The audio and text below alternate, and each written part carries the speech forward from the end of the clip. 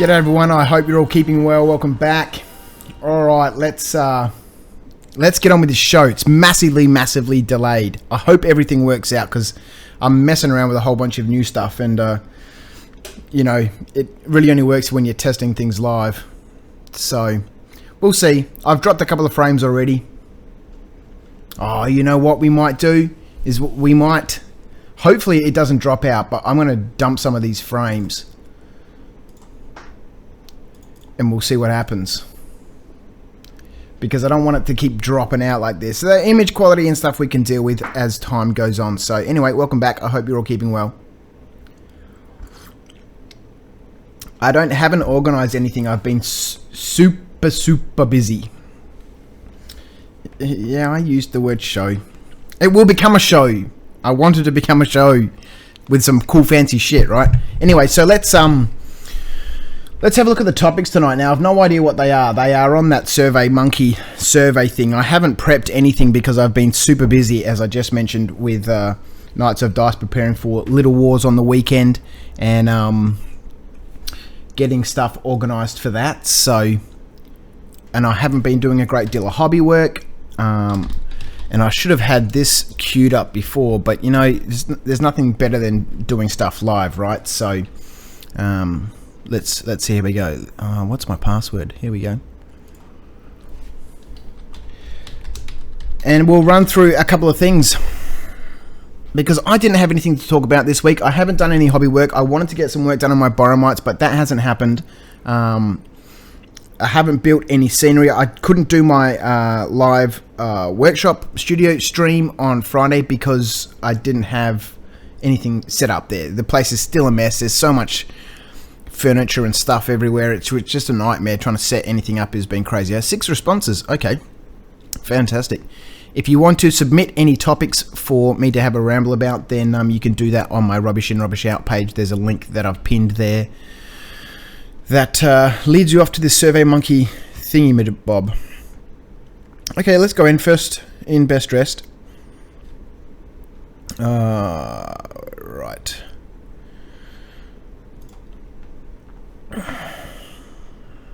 We are loading. Alright. I hope everyone has had a good week. If you've had a good week, then I hope it's been a great week. Alright. How the fuck? Where the fuck are these questions? Okay, so here we go. Let's get that open. Let's get that open. Let's get that open. Let's get that open. Let's get that open. Okay, really super organized here for my show. Okay. So Mark asks. Actually, no, that's... We're missing a question. Where is it?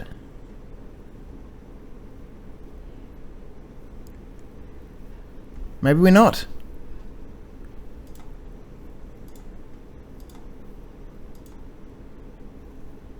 We are fucking missing a question. Where the fuck is it?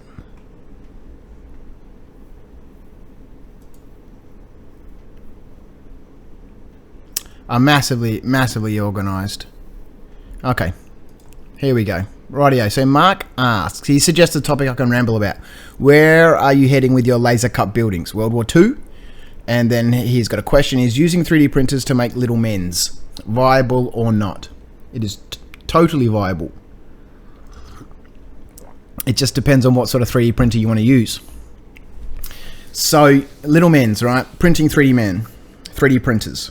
There's a whole bunch of different sorts of printers out there. And new ones are coming out all the time. I can't profess to have all the information or know what printers are out there at the moment and what they're capable of doing.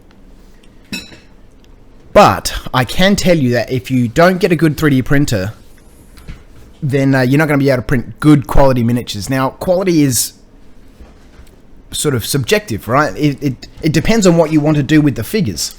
If you just want to create your own figures, print them out and use them for your games, then you can do that on a simple FDM printer. Something like a MakerBot or something like that will be fine. Yes, you'll end up with those striations in the layers, the visible layers that you can see as the printer builds its layers. An FDM printer is a fused deposition modeling printer. It squeezes out It extrudes out melted plastic, right? PLA or PVC or a bunch of other sort of plastics, and it builds layers. And you can visibly see those layers. An SLA printer, which is what I have in the studio from Formlabs. I have a Form 1 Plus. An SLA printer is a stereolithography printer. It prints using UV light to cure resin. So you have a tank of resin that sits in the bottom and a build platform that lowers into it. And when it touches the bottom of the platform, a laser shoots along the bottom and cures that layer. And then it lifts it up. It moves it down and traps a very, very thin layer of resin in there, cures that, and it slowly builds a model and lifts itself up out of the resin. That has a much, much smoother surface texture, and you'll get a better quality print. Now, the more recent move towards voxel printing, I can't remember what it's called, is kind of where you want to be if you want to print miniatures for commercial purposes. You could get away with an SLA printer for printing figures. Your quality is not going to be fantastic. There's a whole bunch of different sorts of things, and people talk about resolution and all this sort of stuff, the sort of how many microns it can print and its Z-axis and its XYZ axis. Is it viable or not? The question, yes, it totally is. My Form 1 Plus, I haven't been happy with the quality from a commercial perspective to use it to print miniatures. I did have a chat with one of the reps from Envision Tech talking about their prefactor of Envision Tech's Prefactory Mini 3 multi-lens printer that uses prints using voxel technology, but they come in at sort of around 160 grand. So if you want to spend a good amount of money on a good printer, you'll get good figures. My Formlabs, by the time I shipped it and landed it here in Australia, was about 8 grand. I think you can buy them in the US for sort of 3,500. They've got a Form 2 now, which has a slightly bigger build platform, but it's totally viable. It just depends on what sort of quality you want. There we go. Where are you heading with your laser cut buildings? World War II? Well, funnily enough, we're finishing up the next range for Century City, which you may have seen on the Knights of Dice page. And if you haven't, go across to Knights of Dice, give it a like and check things out. That is coming up soon, very soon. We're doing the waterfront district at the moment, so the fun park and the warehouse district for Century City, and that finishes that range off. So basically we'll then have Old Town, which is what we started with, Chinatown, the waterfront district, and then Aftermath, which is Century City in ruins, basically. Once we've got the waterfront district finished, we'll periodically add buildings to the Century City line, coming back every now and then. And hey, g'day Mel, how are you? We do operate in completely different time zones, but well, there we go. So my live show is probably not as interesting as the one that you've been doing. It's just me sitting here rambling, drinking tea and vaping on my lightsaber. So once we finish those off, then we'll get back onto doing the World War II stuff that we've sort of been mapping out. So it's one of those things where neither Scott or I are massively excited about World War II. I certainly have an interest in the period, and I have several World War II armies milling around, and you may have heard me talk about how much of a pain in the ass it was to assemble those Warlord plastic figures. I only got through a handful, and I'm about to palm them off to someone to get them assembled for me because I'm a lazy bastard and I can't sit through that misery and suffering. So, regardless though, whether we're super passionate about it or not, it's from a business perspective, it's something that we need to do. The World War II market is big. Thought vaping is not allowed here. Oh, well, it is in my house, man. It's something we need to do from a business perspective because not everyone is into pulp gaming. Not everyone is into the larger 32 scale gaming, which our models are really suited for. They look quite big against sort of World War II plastics. So, given that more people are into World War II than is into pulp gaming, and there's a bigger demand for laser cut or at least World War II terrain, from a business perspective, it's something that we really, really need to do. So, sorry, I need to move this mic. Where are we heading with our laser cut buildings? Yes, World War II, and we'll probably be doing that for the next couple of months. What periods we want to do? Look, we've looked at a whole bunch of different sorts of stuff. Obviously, there's a massive saturation of Normandy and French sort of countryside terrain. You see a lot of people love to game that sort of Normandy period, late war period. Obviously, it's popular through many movies. But a lot of people I've spoken to in the World War II community have said, look, there's a significant lack of terrain for the Italian peninsula.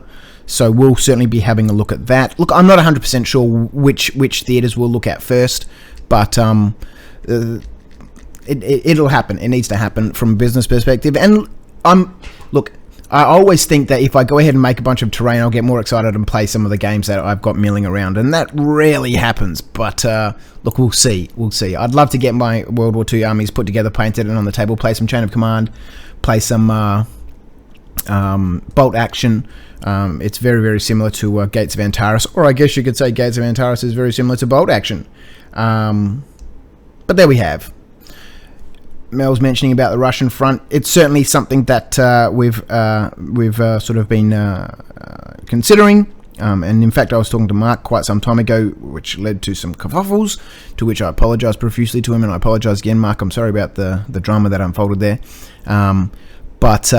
Yeah, we will get to it. So there we go. First question from Mark was using 3D printers to make little men's, is it viable or not? It totally is. Just depends on what sort of quality you want and how much money you want to spend. After all, there's a whole bunch of companies out there that print their 3D masters now in a vulcanizable material.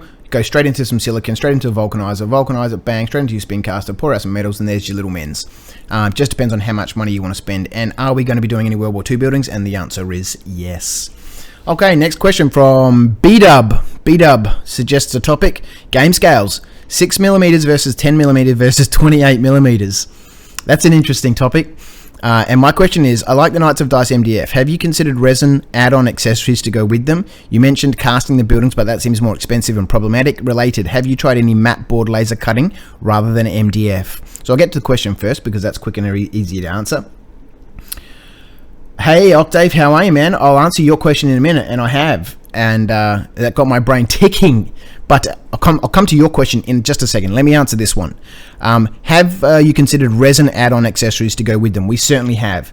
And I mean, I have a whole bunch of equipment in my studio, sort of all the resin casting stuff I need, pressure pots, vacuum chambers, all that sort of stuff. I've got all my spin casting equipment, vulcanizers, spin casters, furnace, all that sort of stuff.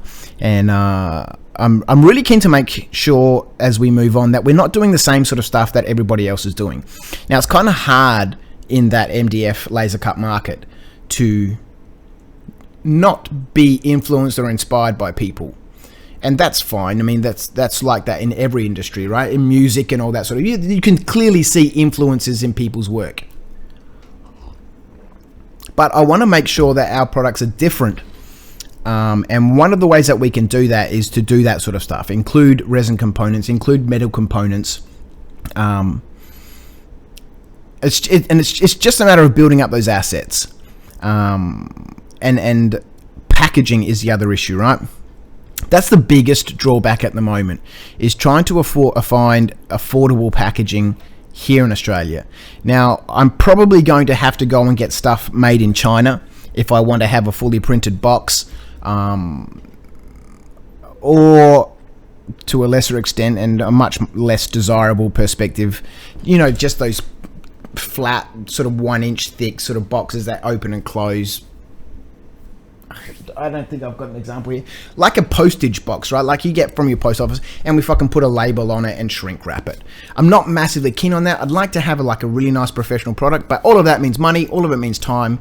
But if we had a box, then we can put whatever we want in it. It doesn't need to be a flat packed, shrink wrapped kit.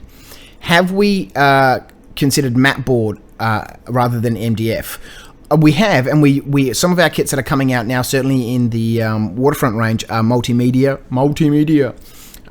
kits, so they include cardboard and MDF components. I wouldn't build buildings completely out of matte board. Look, I've seen stuff from other people that are made purely out of matte board, and look, it's certainly a good solution to one of the biggest problems, and that's shipping wood all the way around the country. Funnily enough, I look at the comments and it says, Viv, how do you handle Australia's high postage costs? I handle it really, really badly, man. I don't carry on and complain about it too much because there's not much I can do about it.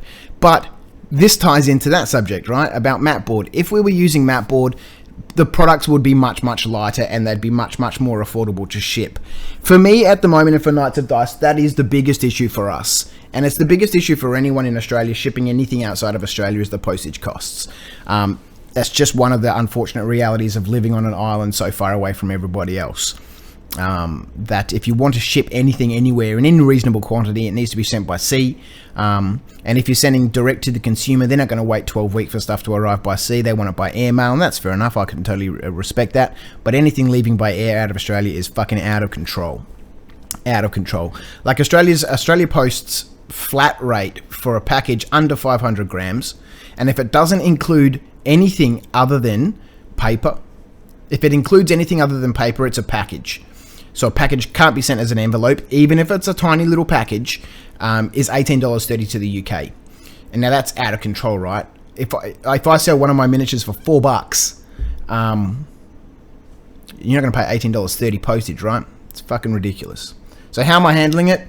Look, I'm doing what I can at the moment just to sort of deal with the situation, but I need a better solution, and we're discussing different sorts of things that we can possibly do. But aside from manufacturing outside of Australia, which I'm really not keen to do because I want an Australian-made product, I want an Australian industry, and it's just a matter of figuring it out, mate. Figuring it out.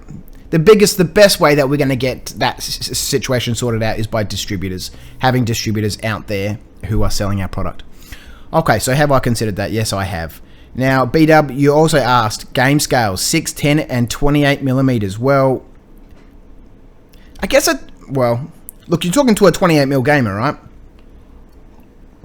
I've got a couple of 15mm armies. I really enjoy playing Flames of War in 15mm, and I think that works at that scale. It depends again on what sort of game you're playing. I mean, I wouldn't want to play a skirmish game in 6mm. I wouldn't want to play it in 10mm. I've seen people play a lot of skirmish games in 15mm, and it's kind of nice, I suppose. There's a whole bunch of advantages to 15mm. I don't think I personally would ever go as low as 6 or 10, but 15mm I'd certainly consider, because everything is smaller, your terrain's smaller, your packages to move around are smaller, store, all that sort of stuff. It makes it easier, right? And you still get a reasonably good looking figure. You base it on a penny or a 5-cent coin or something like that. Not a penny. Did I say a penny? Whatever the English have. What is a small coin? Is it a 1p coin? Is it a pence? I've been there 3 times now in the last year. You'd think I'd fucking know, right? I love 28mm gaming. I always have. It's what I was introduced to. It's what I started with, and sort of, I don't know. For me, it just feels right. But when I talk to a lot of people who play historical games, they have all sorts of weird scales. 10mm is quite common. 18mm, 15mm, 12mm. It goes up and down. Pence or a penny? Thanks, Mel. So it just depends, I suppose, on what game you're playing. I've seen a lot of people play big mass sort of micro armor games at the 2mm and 6mm scale. And actually, oh shit, I really should have been organized for this show. I got a whole bunch of photos from Little Wars on the weekend. Why haven't I put them on the computer so we can have a look at them? That's a little bit short-sighted of me. Of some guys playing, I don't know what it was. They'll be in the picture. It'll tell me what it is. How? We're already way unprofessional. Does it really matter? No, I gotta find my phone. Fuck it. It was a big game on a big table with fucking tiny little figures. You could hardly see them. They were on like little bases, little square bases. I understand this is round. That's round. I understand that. On a square base, maybe 20 of them. I couldn't deal with it. But I guess it depends on what sort of game you're playing. How far out you want to zoom in the battle. It's an interesting discussion, and I think we could talk longer about it. But in the interests of not rambling on for an hour and 40 minutes like I did last week, let's move on. And if we get a bit of time, we'll come back to it. Scott asks, suggest a topic, how to design buildings for laser cutters, rightio. And my question is how to make realistic desert terrain, looking for North Africa style scatter terrain. Well, there we go. I'm sure Mel's got a whole bunch of tutorials on making realistic desert terrain, looking for North Africa style scatter terrain. Desert terrain is hard in my opinion, because unless you're really clever with your colors, this is one of those things that's weird, right? You'd think that you could just shape something, sort of form a surface and then sprinkle some sand over it, and there you go. It's a desert, right? Desert full of sand. If you put sand on it, it's going to look fine. It's going to look good. But I don't know, something weird happens when you put figures on a table that's just got sand on it, that hasn't been painted or coloured. I don't know, Mel would have some feedback on this, and perhaps, like I said, he'll have some stuff on his channel. But it looks weird when you've just got sand that hasn't been painted. But when you go and paint sand, all of a sudden now sort of the situation changes. You've got to make sure that you get your color tones and everything right.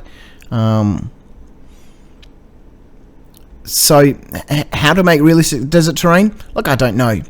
Off the top of my head, it's kind of difficult to say. I would suggest forming a board, getting some polystyrene, gluing it down to your baseboard, shape it with a whole bunch of tools, and just to make sure it's not flat. I don't really like flat tables. Flat tables are good to put things on, but I like undulation in the tables. It makes it look really good. Mel, not a single vid on deserts. Well, there we go.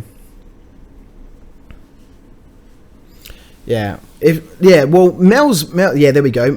The beach D-Day board looks so wrong unpainted. It does. Sand looks really weird unpainted, and that sounds strange because a beach is sand, a desert is sand, but it looks weird, like rocks on a miniature table, gaming table, that haven't been painted look weird. But put them into a diorama setting and they'll look perfectly at place. I guess it just depends on what else is around it to really blend those natural elements into quite artificial elements. In a diorama, you end up with stuff that's hyper realistic, and so things look good. But when you've got a mismatch of different sorts of sort of realistic elements that you normally in a diorama that you normally wouldn't go to for a gaming piece, it just looks out of place when everything's not the same, if that kind of makes sense. So yeah, I'd love to get around to doing some videos for it as well. Once I get the studio sorted out, I'm really looking forward to doing some scratch buildings on Friday, as I mentioned last week. So how to design buildings for laser cutters. It's fairly straightforward. Now this is from Scott, so I don't know if this was submitted by Scott at the studio or a different Scott. I don't know. Maybe Scott thought I wouldn't get any questions from anyone and wanted to give me a little bit of a boost. So how to design buildings for laser cutters. It's a fairly straightforward process, but it involves a lot of thinking. And I might do a show in the next couple of weeks about specifically how we go about it. But there's two ways. We design in 2D. So we use Adobe Illustrator and we design in sort of 2 dimensions. So you can imagine a piece of paper, right? And then your pen, and you draw a square on that piece of paper, and that's what the laser is going to cut out. It's going to cut out a square. You draw a circle, it's going to cut out a circle. You merge those 2 circles. Maybe I'll look at these beforehand next time and sort of prep a few things. You join those 2 parts together, and it'll trace around those, right? The laser cutter will cut out whatever you've drawn in 2 dimensions. The complexity then comes about how everything connects together, how everything joins together, how everything slots together. And sometimes it's not as easy as designing a whole bunch of parts and slotting them together, because during the assembly process, how you've imagined those parts connecting in your mind, because don't forget, we work in 2 dimensions, but we think 3-dimensionally.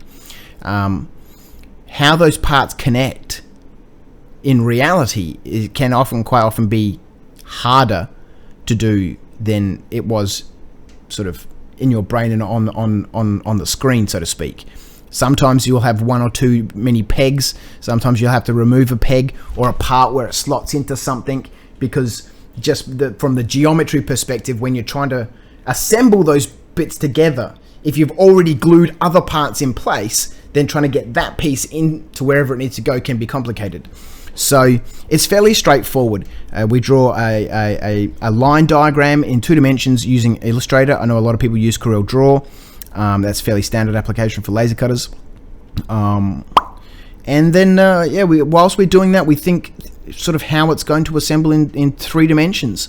So we know where to peg stuff, what doesn't need to be pegged. A lot of buildings that you see these days that have pegs that just really aren't necessary. I mean, one thing you got to keep in mind is you're gluing this shit together, right? It's like foam board. I've never, and Mel will attest to this, I've never connected 2 walls of foam board together by cutting a slot in one and a peg in the other and slotting them together like that. I've never once done that. Right? You put a bit of glue on this side and you glue it on, and you push some pins in to hold it, or a little bit of tape or something to hold it, right? But everybody seems to think that with MDF terrain, I need to have a cutout in this side, a slot in this side, and then it slots in and I glue it, right? Well, you don't need a lot of that stuff. People put it in their buildings because I think they see other people doing it. It's totally not necessary. In many cases. I understand that from an assembly perspective, it makes sometimes assembling a building quicker and easier if you're not having to wait for various parts of the building to dry before you fit another part in. But how do you design buildings for laser cutters? Look, you come up with a concept, an idea. We look at a lot of imagery and photos of doors, windows, buildings, all that sort of stuff. We use a lot of stuff that exists to get our designs for our buildings. Then we draw a line diagram in Adobe Illustrator, and as part of drawing that line diagram, we think about how it's going to assemble in 3 dimensions, and then we cut it on the lasers. So I might give a bit more in-depth sort of information about that when I sit down and actually sort out all this crap. I'll take a picture of what I've got sitting here at the moment and put it on Facebook, because it's way totally complicated with all this shit here. I've got a laptop on this side, I've got my microphone here, 3 monitors, my mixing desk, a USB audio interface, a whole bunch of shit that doesn't need to be here, and I have a really fantastic way of complicating all the situations.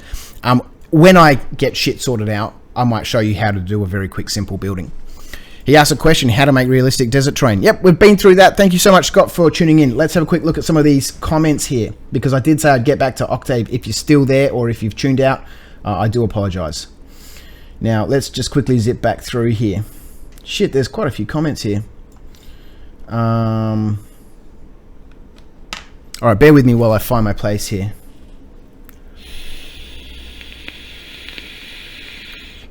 Okay. So, Play It Painted asks, Yo, Viv, what's up? Have you heard Hell Dorado was discontinued? Would you be interested in acquiring a line like that? I did see that the other day, and the first thing I did was go out to try and find information about acquisitions. What's happening? Has anything already popped up somewhere? Because I'm always on the lookout for acquiring stuff. And I've spoken to a lot of different people about a lot of different lines, and to this date, none of them have gone through for various reasons, none of which are relevant to this discussion, but I'm always on the lookout for miniature lines.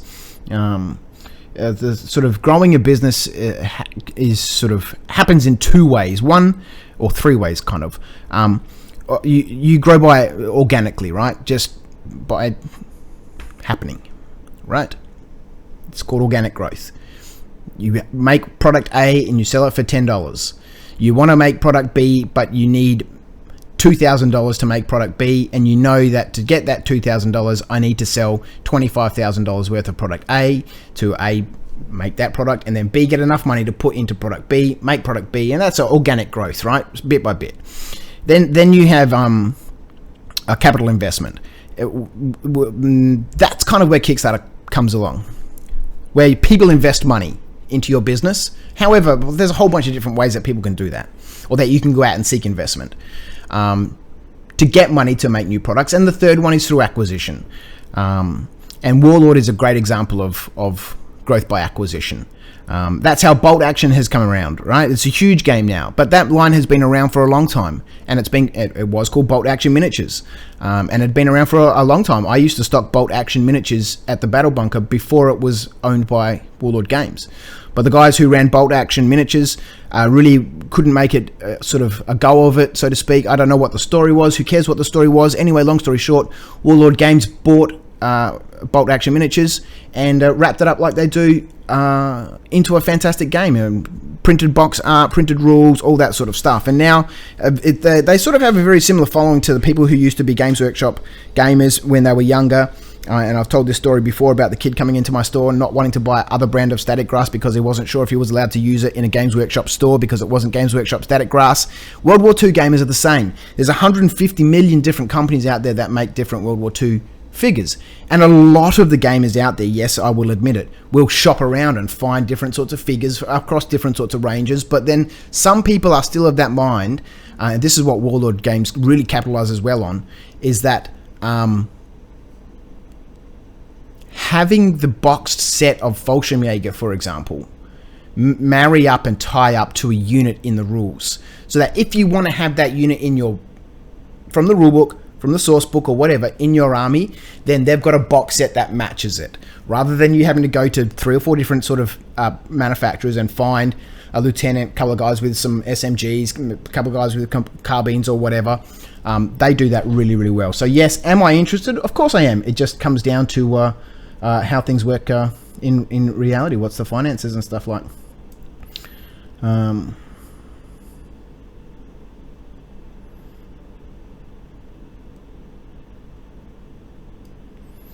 So the DMG info mentioned something about Hong Kong warehouse. Hong Kong shipping is by bulk amount for a fixed amount and then ship. It's certainly something that I'm looking at is using an intermediary. So we manufacture here in Australia, we ship to a central destination, and then products are shipped out from there. I don't know. I'd be interested to learn more about it. The new Games Workshop Epic is 8mm. Well, there we go.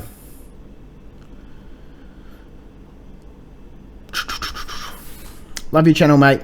Been most helpful in building stuff. Thanks so much. Well, it's my pleasure, mate. It's something that I've missed a lot, as I mentioned and talked about last week, and I'd love to get back into scratch building stuff. Actually, in fact, I put a bucket, not a bucket, like a plastic bin, like one of these in the pantry yesterday morning. I said to my wife, don't chuck anything out. Put it in that bin. Glasses, sort of plastic containers, cereal packets, whatever. Put it in that container for me, please. So because that sort of building is good fun, just glue, scissors, knives, and hacking stuff up and gluing stuff together. So I'm looking forward to doing a lot more of that. What is the cost of a laser cutter?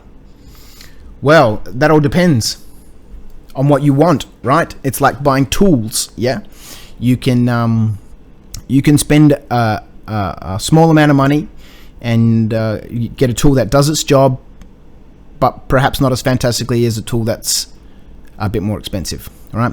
And there's all different sorts of laser cutters. So there's 2 main components to a laser cutter that people are generally concerned about. One of them is the bed size. How big is the bed, right? Is it an A4 size? Is it A3 size? Is it 400? I'm talking in mils here. Is it 400 by 300? Is it 600 by 500, 750 by 600, blah, blah, blah, etc., etc. So how big is the bed of the laser cutter?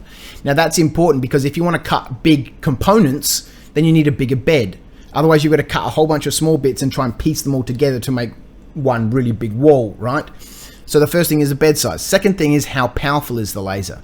Now, most of the lasers that are used in, I'd hazard a guess that all of them, for laser cut terrain, whether you're cutting MDF or map board or whatever, are CO2 lasers. What type of laser tube does the laser have? Most of them are CO2. They run on CO2 inside the tube, right? How powerful is that tube? Is it a 20 watt laser, 30, 40, 50, 80, 100, 120 watt laser? So those 2 factors combined generally sort of figure out a price for you. How big is the bed? How powerful is the laser? And then who makes it? So for example, you can buy a drill from here in Bunnings, an Ozito drill. They're a cheap brand, like the home brand drill, for $30, right? It's a cheap drill. It's going to work. At some point, it's going to break down. It might not be powerful enough. It might not have enough torque to cut through some heavy steels or some big hardwoods or something like that. It might not have a whole bunch of the fancy controls for variable speed and all that sort of stuff, or trigger sensitivity and all that sort of stuff, or might have a different sort of chuck design. Who knows? Then you can go and spend some good money on a DeWalt drill, for example, and that'll cost you sort of $300-400, and you'll end up with a drill that's got a whole bunch of cool fancy features, has a lifetime guarantee, blah blah blah, whatever. So how much does a laser cutter cost?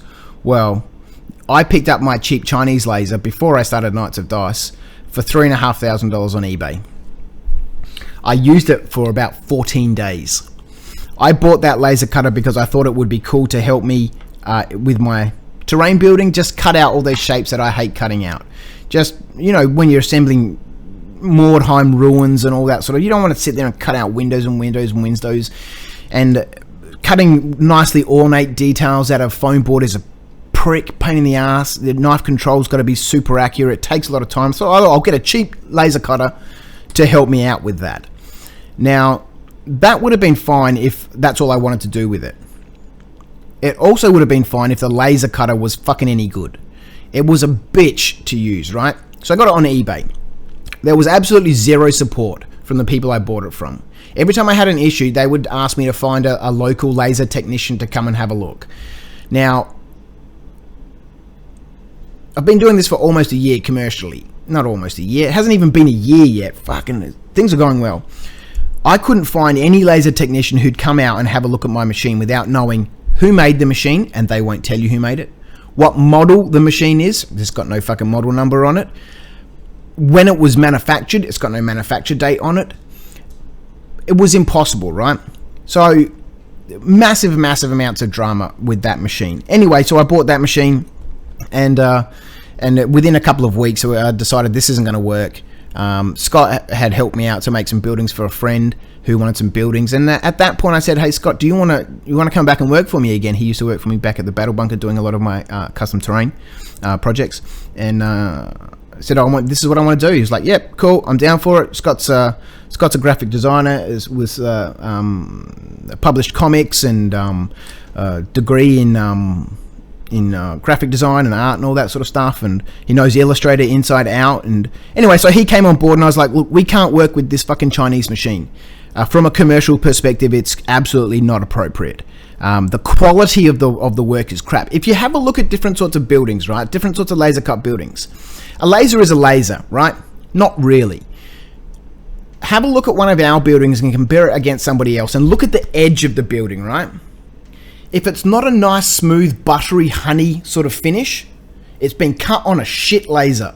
If it's black and scorched and burnt and smells bad for months, it's guaranteed to be cut on a laser made in China. Ours, significantly more expensive. So I went through a bunch of different sorts of people, spoke to a bunch of different sort of people, investigated a whole bunch of different sorts of lasers, and I settled on Trotec lasers. They're Austrian-made lasers. They're the same lasers that Foreground use, and the lasers that I bought cost $80,000 a piece, and we have two of them. There's a significant difference, right, between $3,500 and 80, but those machines run flat out 24 hours a day. Not a problem. If I do have a problem, then I've waited probably a maximum of 48 hours for a technician to come out and have a look at my machines. The support has been fantastic. The machines are fantastic. They do what they need to do, and they do it really, really well, and they do it quickly. So, how much? Just depends on how much you want to spend. You could spend a couple of grand all the way up to several $100,000.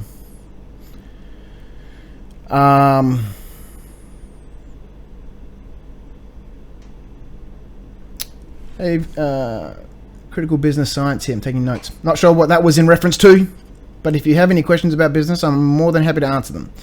Great channel, Viv. Me and my daughter like the build along videos. Keep up the awesome work. Much love from America. Thank you so much, Hairy Nugs. Thanks for answering the question, Viv. I'm going to reach out to Kai and see what interest he may have in selling Eldorado. Look, I'm sure at some stage, Octave, they'll get rid of that license. I don't know how much money they paid for it, but nobody sits on these sorts of assets for too long.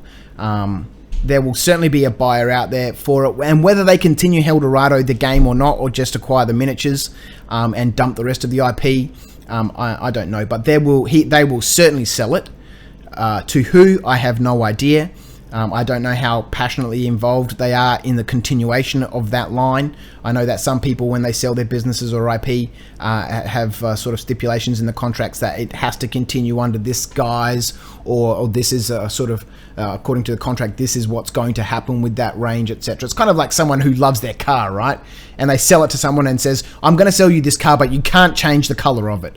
And the mag wheels that I put on there have to be on there for at least 3 months and blah, blah. You can put all those sort of stipulations in a contract for sale of IP. But anyway, there we go. So, wow, a lot of my favorite terrain and crafting guys here. Hi, everyone. Yeah, there's quite a few guys here that I watch quite often.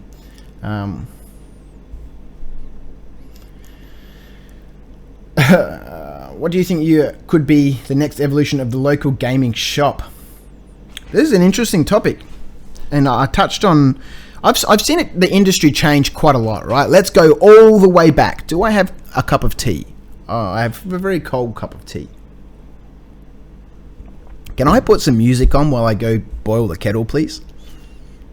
I'll put this track on for you. So I'm back again listening to music, chill out music from the Tunguska Electronic Music Society, right? You can find a lot of their music on jamendo.com, jamendo.com. It's all in the description, jamendo.com. They have a whole range. I think they're from Russia, right? I'm not sure.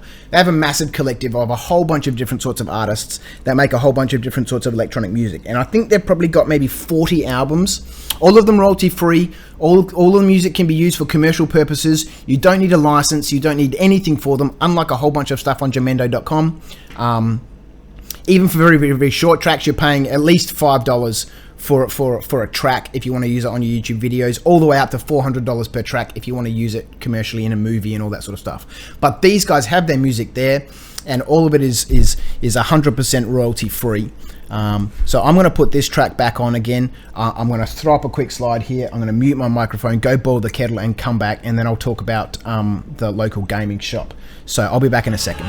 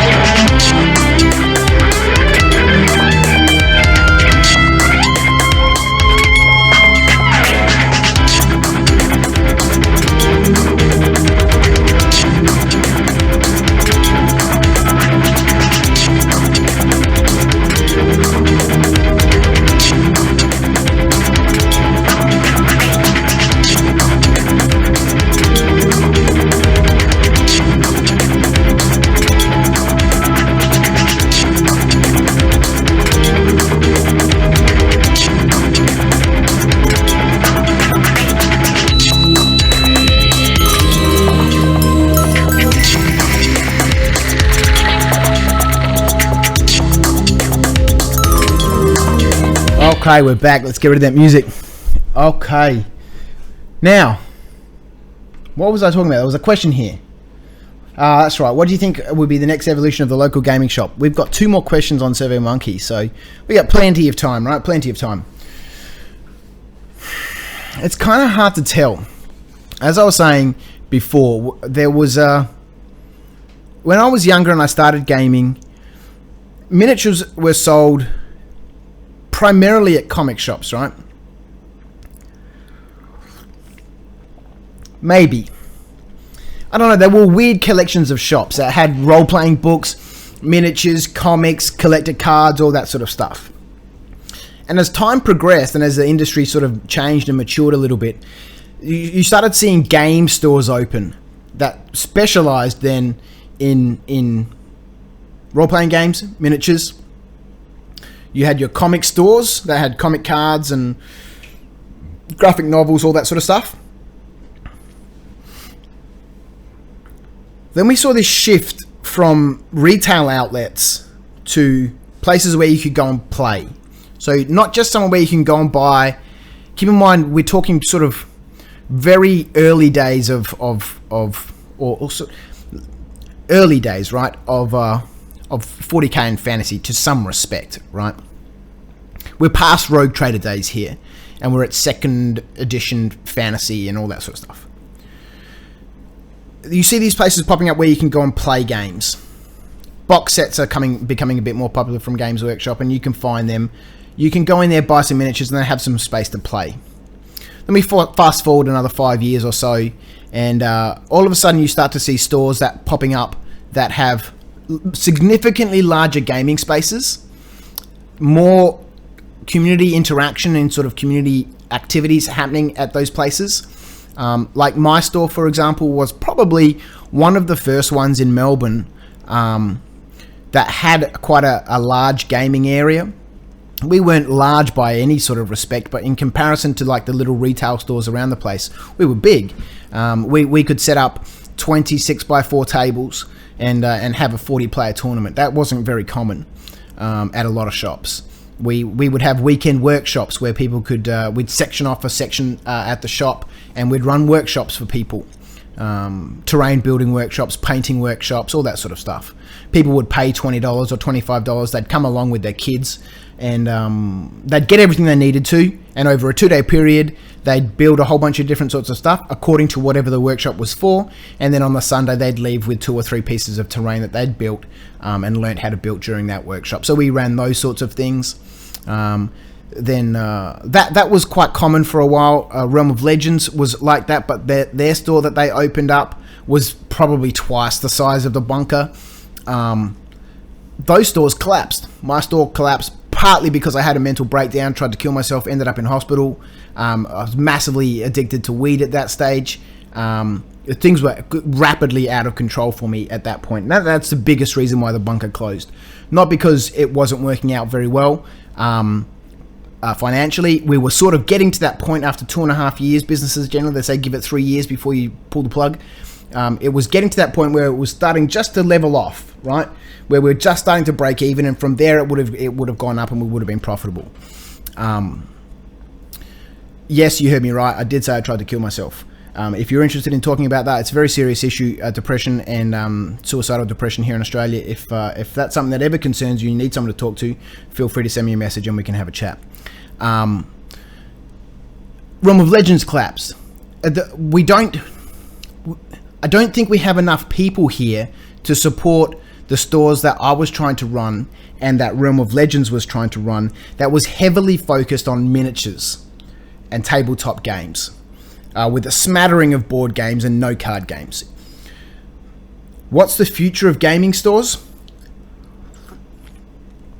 I don't know. It's kind of hard to tell, because the ones that do really, really well here are the stores full of kids playing Magic or Yu-Gi-Oh or Ben 10 or whatever else the card flippers are playing. Those stores are basically licenses to print money. People pay ridiculous amounts of money for those games. So any game store in the future, I think you're going to see that being a component of. I think another big component that you'll see in game stores is the accessibility of food. So if we rewind a little bit to the retail stores when I was younger, they might have a vending machine. Generally they didn't. They were generally in the city, on the high street, or somewhere close to shops. Most of them wouldn't allow you to bring food inside, but now it's completely different. For example, KJ's Games and Hobbies Cafe, I think, in Footscray. He has a little kitchen there, so they make toasted sandwiches, all different sorts of foods and stuff, and you can obviously eat there. Obviously, I wouldn't sell stuff if you couldn't eat it there. So I think that's a component that you're going to see in game stores, is a kitchen, a proper kitchen. When I was going to reopen Knights of Dice a couple of years ago, and that all never went ahead, that was on one of my criteria. The premises had to have a commercial kitchen, because one thing you need is a community. You need people to be in your store. If they're in your store for a prolonged period of time, the chances of them buying stuff from you increases. Especially when you get the people who are out of control who come into your store. Like, I've had buying competitions at the Battle Bunker where one guy would buy a Land Raider, and someone says, I'm not fucking going to play against you, I'm going to buy a Land Raider. And then someone says, oh, fuck that, I'm going to get 3 Dreadnoughts. And before you know, they spend $1,000 between 4 or 5 of them. So the longer someone spends in your store, but that's rare, right? Out of control people like that are a bit rare. The longer people spend in your store, the more likely they are to spend money. If they're not going to spend it on miniatures because they buy it from the fucking discount stores on the internet that are killing this industry, then you need them to sell them food. And not just chips and chocolate, but you need them to have a meal there. You need them to have some sort of meal. Schnitzel and chips, a pizza, a burger, something substantial, right? Something that you can charge them $15 for. And a reason for them to say, hey, listen, come to the game store, we'll get some food, we'll have 1 or 2 drinks, next point, and then we'll go out. Is that if you can swing a liquor license, then you need it, right? You need it.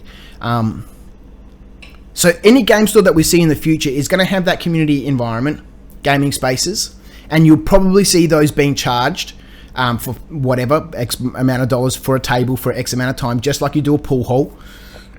Excuse me, just like you do a pool hall. I must clean these glasses. There'll be food, obviously some products, and then if you can get them alcohol, then that's what you need. I think you'll see these places primarily moving more towards supporting a local gaming community and environment and running lots of events and workshops and that sort of stuff, more so than just being the retail. Because like I said, and it's totally understandable, I'm a consumer too, we all want a good price for a good product, and it just so happens, unfortunately, that the discount sellers are just the margins that they're working on are not sustainable in a retail environment where you have a whole bunch of other associated overheads, and that's why things are cheaper online, right? Because I could run a retail store from an online store here from my garage. It's a double car garage. It's what, 8 meters by 6 meters or whatever it is. I could put a whole bunch of shelves in here, get a whole bunch of products in. I don't have any other overheads than what I'm already have here at my house. I'm already paying to have these lights on. I'm already paying my mortgage for this place. I'm already paying for my internet connection. I'm going to have that stuff whether I've got products in here or not. But if I add products in here,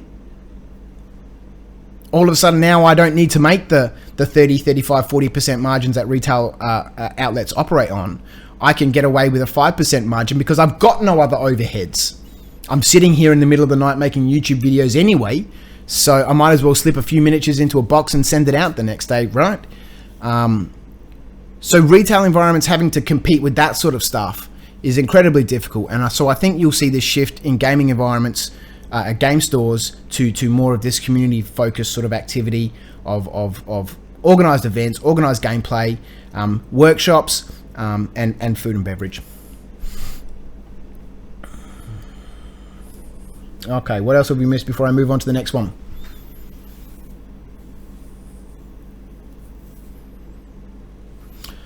Cloverleaf Shooter, all the best in 2016, man. Keep that steady pace you're good at. Oh, I'll try, man. It's up and down sometimes. It's up and down. But I've got a wonderfully, fantastically supportive wife. And a bad habit of spending money, which we're rapidly running out of. But We will persevere. As someone who just got home from working at a game store, I'm looking forward to hearing Viv's opinion. Warboard Games in London's got a kitchen. You need one. Get an alcohol license that works for casinos. Yeah, it certainly does. I just jumped in here. Is House of War on the right track?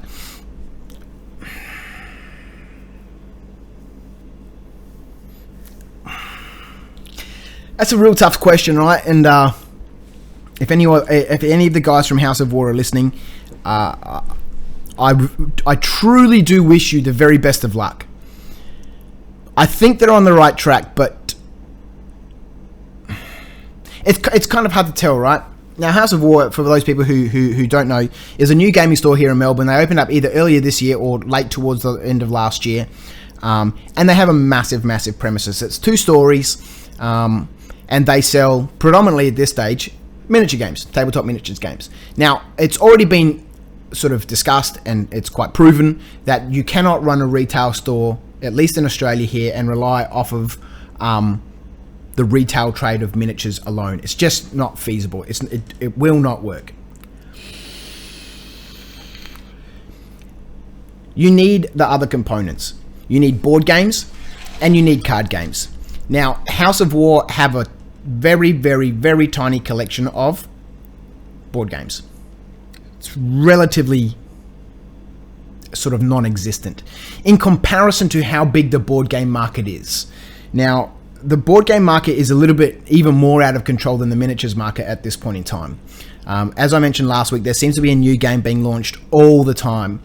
A new miniatures game, and it's just the same for board games. There's so many of them coming out right now. But the difference is board games are sort of appeal to a much, much wider audience than tabletop gaming does. And those people who are into board games, like many of my friends, will have board game libraries, right? Collections of board games. They'll spend 50, 60, 80, 100 bucks on a board game once a month. And the big collections of board games, right? It's easier and more accessible for people to play board games with their friends because they don't have to paint multiple different armies. They don't have to get their friends to paint multiple different armies. They don't have to explain the complexities of a whole bunch of different sorts of rules and sort of sit down with them and say, okay, let's read the rule book. The first thing the other person thinks of is, holy fuck, that's a massive rule book. And you're saying to yourself, yeah, but only this much is rules. The rest of it is fluff, story, background, codexes, all that sort of stuff. And it's intimidating to play miniature games for someone who's not used to it. You can quite easily get some of your friends around and play board games if nothing else is going on. Whip out a board game, and within half an hour, you can be playing that game. So your store needs to have board games, and House of War does not have a massive selection of board games. It could easily sort of quadruple in size and still be relatively insignificant. They've started to bring in Magic, which is, as I said before, a must-have in a game store. You have to have card games there, and specifically Magic the Gathering. You need to have them there. It's just the unfortunate reality of running a game store these days is that those guys spend money, a lot of money, and they will sell things back. I was they will sell things back to you, and then you can sell it on. I was in a store probably about a year ago, Next Level Games up here in Preston, and I was sitting there. They were interested in getting into miniatures, so I was talking to the owner about it and blah blah blah. I gave him a whole bunch of tables and terrain and stuff from my old shop and whatever. Didn't go anywhere, but that's beside the point. They were sitting there, Magic Night Draft. Someone came in, bought some Magic cards, sat down. They were opening up his Magic card, sold the cards back to the store manager. Said, "How much will you give me for these cards?" He goes, "I'll give you $5. All right, yeah, for this card, one card, right? I'll give you $5. Yep, no problems. $5. Put it in a little slip, put a price tag on it, put it in the shelf. Not less than a minute later, someone came up to the counter and said, "Oh, I've been looking for that card. I'll buy it." Do you know how much he sold it for? $20. It's $15 profit in the space of 2.5 minutes, plus the profit he made from selling the original pack of cards to the first guy. So you need the card games there. They've got the gaming space, right? They certainly, all the big events now in Melbourne seem to be at House of War. They've got upstairs, which I've never been to. It's which is, I don't know what's up there. So, look, they're certainly on the right track, and I do wish them the very best of luck. But A, they need to increase their board game stock. They need to increase their miniatures selections, which is kind of hard. We spoke about this, we touched on it last week. There's so many different sorts of games that knowing what to stock and being able to invest into a whole bunch of different sorts of stuff is difficult. Are they on the right track? Yes. Do I think where they are now, if they don't do anything different, they'll be around in 2 years' time? Probably not. But as long as they keep on progressing, then I think hopefully they'll be around for a while. What about membership style venues like gyms? Yeah. Yep. Yep. There's several stores here. Gatekeeper Games in Fitzroy like that. They have a VIP membership, so you pay a yearly an annual fee, and that gives you a whole bunch of benefits during the year. They don't have a massive gaming space for playing games and all that sort of stuff, but they're more into board games. I think something like that would work out quite well. Harry Nugs mentions maybe a tabletop crate / loot crate type subscription thing with overstock items.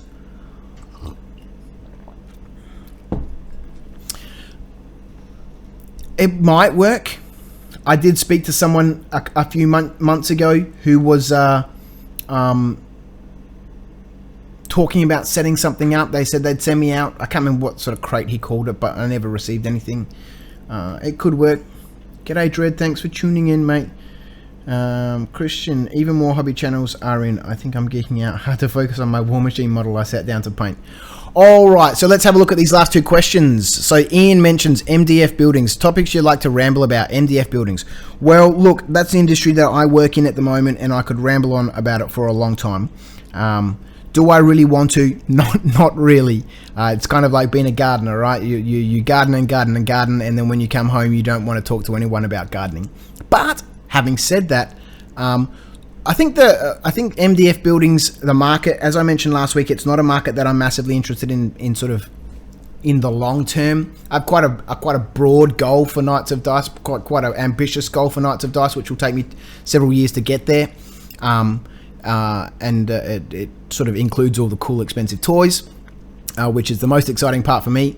But the easiest place to start is with MDF buildings, right? Your laser, cut out a shape, glue it together, and there we go.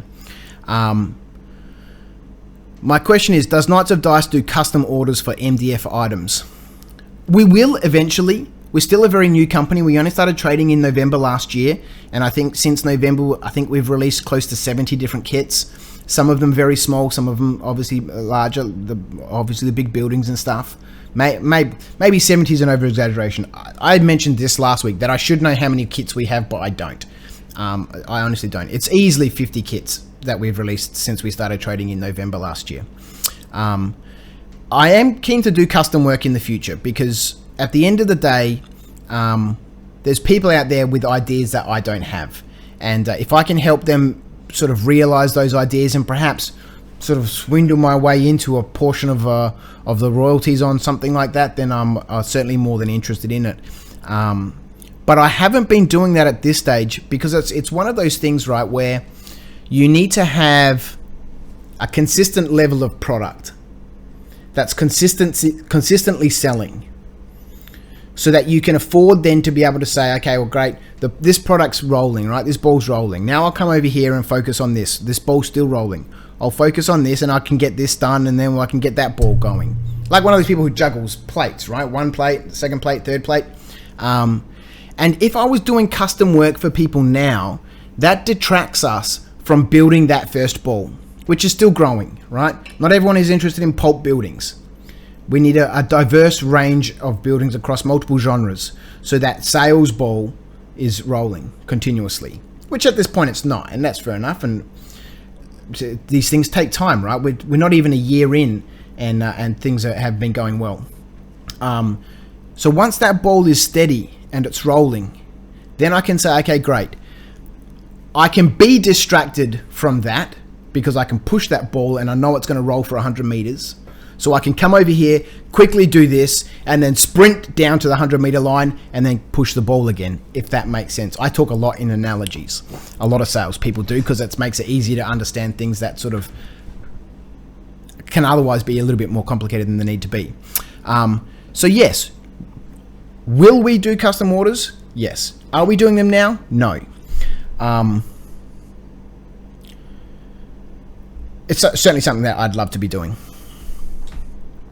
So thanks, Ian, for submitting that topic. Again, if you've got a topic that you want me to talk about it in the next show, visit my Rubbish In Rubbish Out page on YouTube. The link is in the description below, or it's facebook.com/Rubbish In Rubbish Out, and the pinned post at the top there leads you off to the SurveyMonkey questionnaire. It's got 3 questions in there: a topic that you'd like me to talk about, a question that you'd like to ask me, and your name if you want to include a name. You don't have to include any of those details. I think you could probably submit the form with nothing in it. So that gives me something that I can talk about in the next episode, as well as going through the chat menu that pops up here. So the last one from Doombringer. Hello, Doombringer. Playing games with unpainted miniatures is the topic, and his question is, do you do it? I think I've mentioned this before. No, I don't. I don't play games with unpainted miniatures. I just don't think it's right. It doesn't look good. I spend a lot of time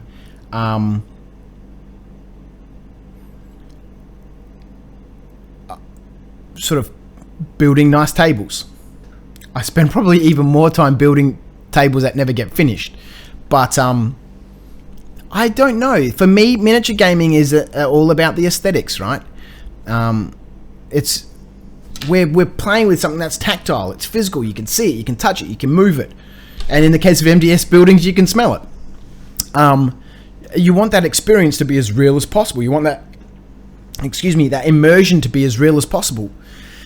And if you're playing on a beautiful table, whether it's scratch built or it's sort of commercial products or whatever, as long as it's built nicely, it's painted, the table looks nice, and someone puts a plastic figure on it or a metal figure on it that doesn't have paint on it, or that's undercoated, it just looks terrible, right? It looks terrible. I can't do it, right?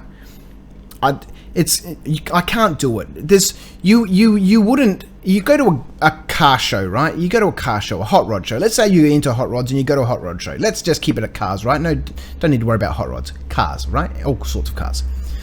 And you see 2 Ferraris, right? One Ferrari is beautiful, it's schmick. It's F40 or whatever. And it's nice. It's got a beautiful body and it's beautiful, lovely custom interior. Let's do it. Let's have a look at the Ferrari Enzo, right? That's a nice car.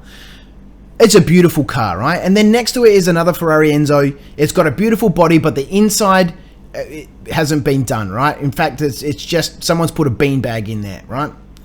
Which car are you going to enjoy looking at more? And which car are you probably going to want to sit in? It's not going to be the one that's got the fucking beanbag in it. I can tell you that. And that to me, is what gaming with unpainted miniatures is like. Is like looking at a Ferrari and then going, if I have to drive that, I've got to sit on a fucking beanbag. I don't want to do it. Thanks very much. I'm quite happy to watch someone else's game or pack up and go the fuck home. Will I play a game with unpainted miniatures? No. If it's the only game I get that night, will I play a game with unpainted miniatures? The answer is no.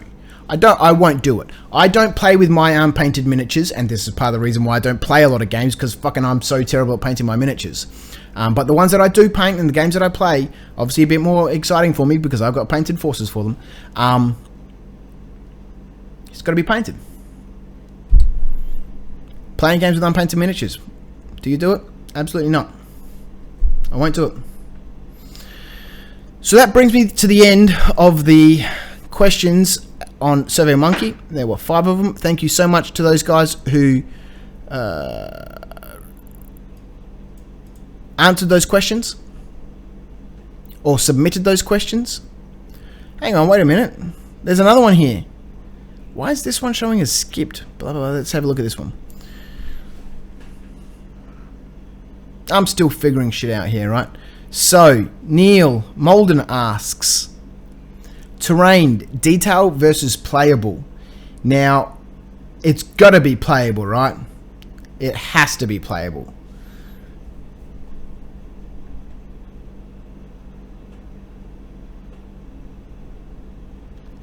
It has to be playable. There's 3 things that I think about when I think about scenery. A, it's got to look good. and in this order. It's got to look good. It's got to be easy to make and easy for someone else to make. And it's got to be playable. Now, that playable perspective, I guess that comes first, actually. It's got to be playable, it's got to look good, and it's got to be easy to build, right? Because if a terrain piece isn't playable, people aren't going to use it. I've had so much terrain in my shop at some stage that just never got used because it wasn't game friendly. It didn't play well.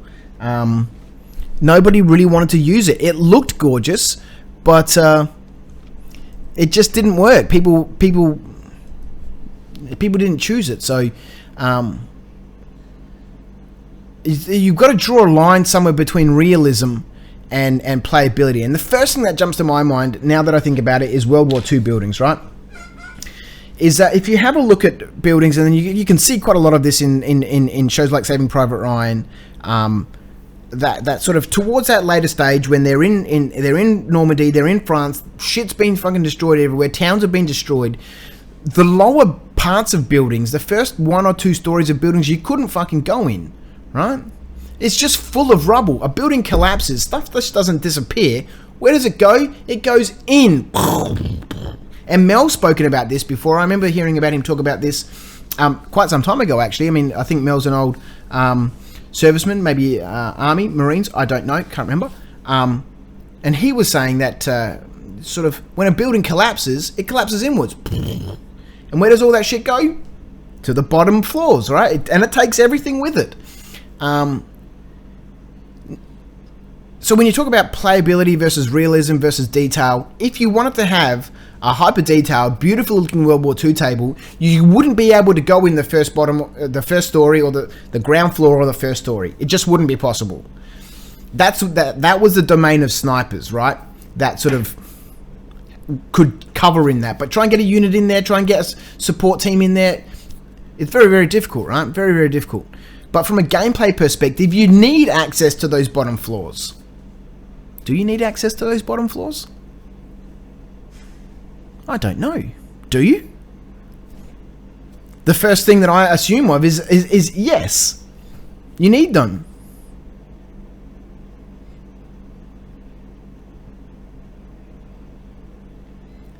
Keep painting those miniatures. So what you're saying is piles of building everywhere. Yeah, sure. Yeah. You need to be able to get inside the buildings and use them. But I guess to sort of... They still need to... I don't know. It's a fine line, right? It's a fine line. As soon as you start putting rubble on the floors in buildings, miniatures have trouble standing up. And depending on the poses of the miniatures, and maybe you've workshopped or converted a plastic miniature with a metal arm, and he goes on an angle, and then over he goes.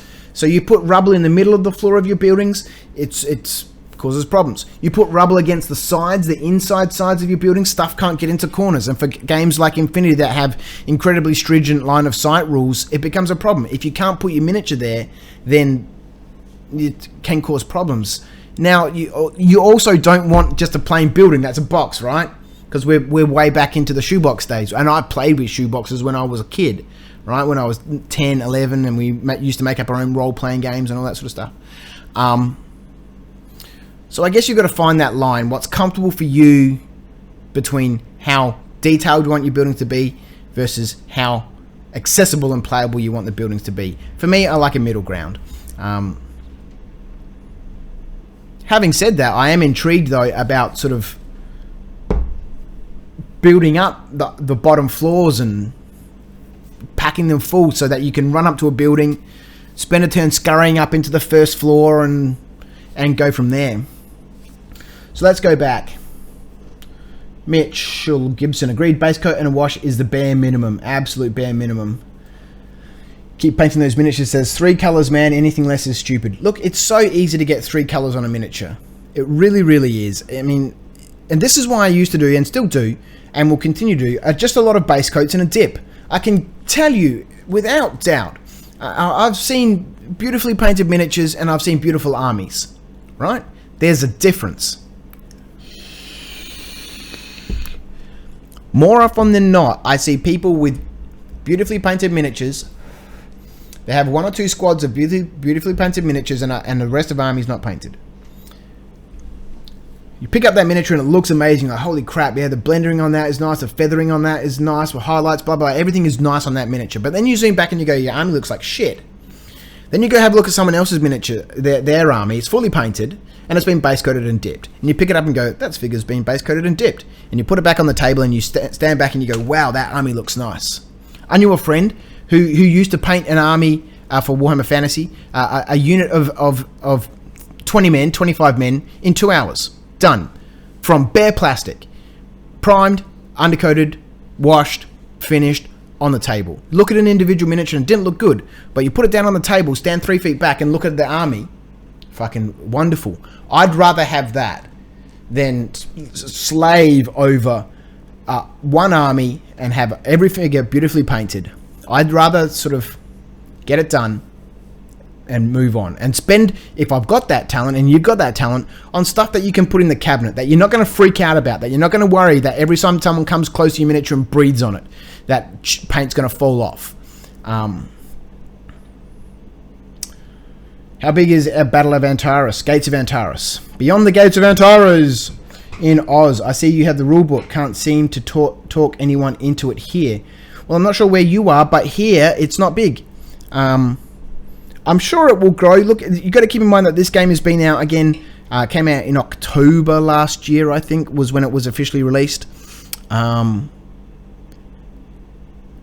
It's not big, right? Games take a while to develop, especially in quite a mature and saturated market. Games take a long time to develop.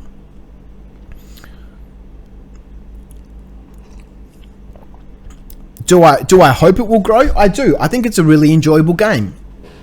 I've enjoyed the one game I've played of it so far, but I've read the rulebook many times and I'm looking forward to playing some more games.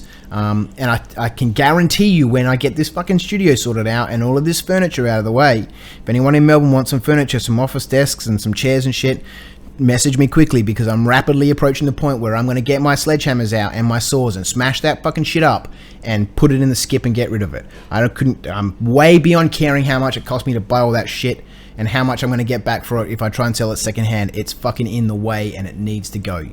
I'm going to be playing that game. Every Thursday I'll play that game. I love it.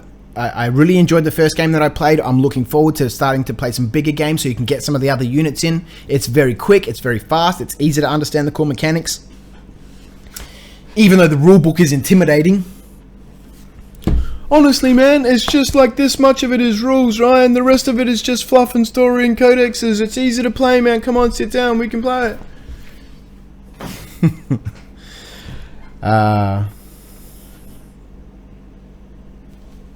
So it's not big. Are you making terrain for Battle of Antares? Yeah, totally. Scott's finishing up, like I said before, for Knights of Dice, is finishing up the waterfront district for Century City.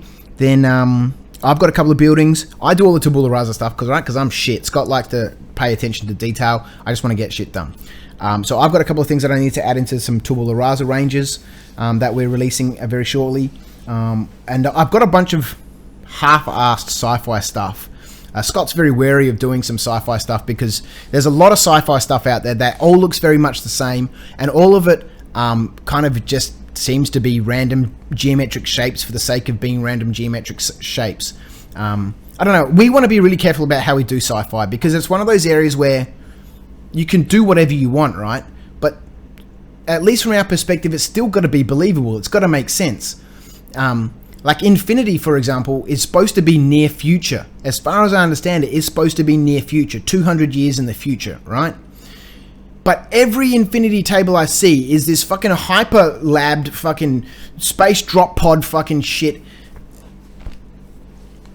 It doesn't make any sense to me, right?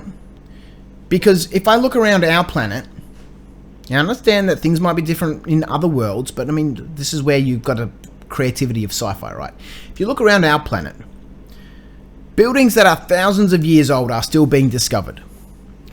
Buildings that are hundreds of years old stand just as they did next to a building that is 50 years old and covered in glass.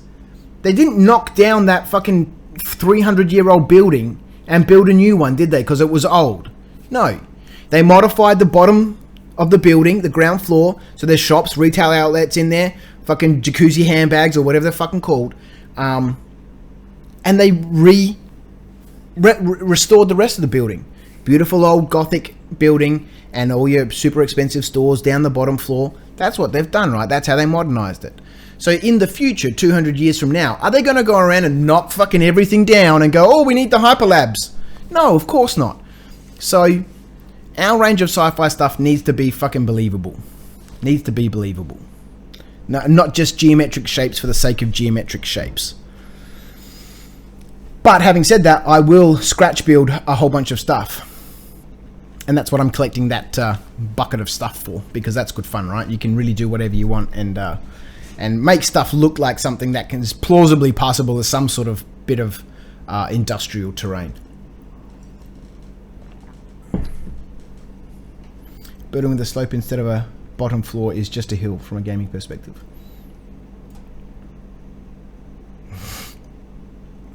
Yes, Mark, you can have a chair. You can pay the postage costs. What the fuck? What a awesome thing to find is happening. Just going to have a bit of a smoke before bed. Perfect timing. Be keen on the furniture. Yes, please send me a message. You've got very little time. Yeah, they do love those handbags. Those jacuzzi handbags.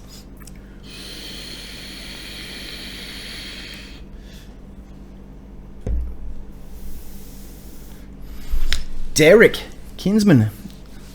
At Derek, hi from Canada. Viv, what about terrain for Tribal, Twilight, or Quas? Well, haha. There's 3 games that I enjoy. Now, I've never played this Quas War. Tribal, obviously, I'm going to be talking about Tribal. Spent some more time with the guys from Mana Press at Little Wars on the weekend. And Nick from Eureka gave me some more miniatures, which was very, very much appreciated. I've got to get around to painting those up. Twilight is another game that I absolutely love, but I have not played a game with anybody else. I don't know anybody else locally to me who has any Twilight figures. Now, I think it's one of those games that I'm just going to have to solo. And when I get my shit sorted out, I've been saying this for a long time. Get my shit. This table behind me, by the way, is getting the fuck out of here. I don't know what I was thinking about trying to build a 6x10 table. It's just not going to work, right? It's way too big. I got to have a 600 square meter warehouse. If I want to play big games, we'll fucking go to the warehouse and play there. Not in my 6x7 garage. It's stupid. This table's going. I'm going to set up a 6x4. I've already got those. It's just a matter of take this out, chop it up, put it in the van, take it up to the warehouse, bring back some table and some sceneries, and I can start filming some more games. So I want to play it. But this Quas War, right? Where's my primer? I have no idea. I've got to find it. I've never played this game. I've only skimmed through the rulebook. This is a game from Zombie Smith called This Quas War. It's been around for quite a long time now, but I love the aesthetic of that game. If you could kind of picture a cross between World War I troopers, anteaters, and those weird fucking creatures from the Dark Crystal, that's the Quas, right? It's 2 factions. It's a civil war between the royalists and the parliamentarians, if you will have it that way.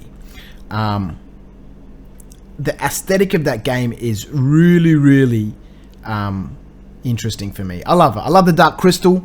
I need to do some more reading about that and get some figures from Josh and get myself some of that action. Josh at Zombie Smith just released a new version of Quas based on the War of Ashes, Shield Bash rules. It's skirmish focused. That's the other cool thing that I loved about it, right? Because he had these different versions of the game that allowed you to play at that larger scale, but subsequent releases of the rules were sort of much smaller skirmish games. Yeah, I really must look into it.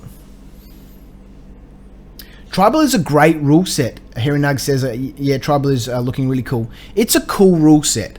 It's very, very simple, and if you haven't joined or if you're interested in Tribal, jump onto the Facebook community group because it's slowly growing. It's 31 people there now, 32 maybe. It's slowly growing, but people are starting to pop up and using the tribal rule set for a whole bunch of different sorts of games.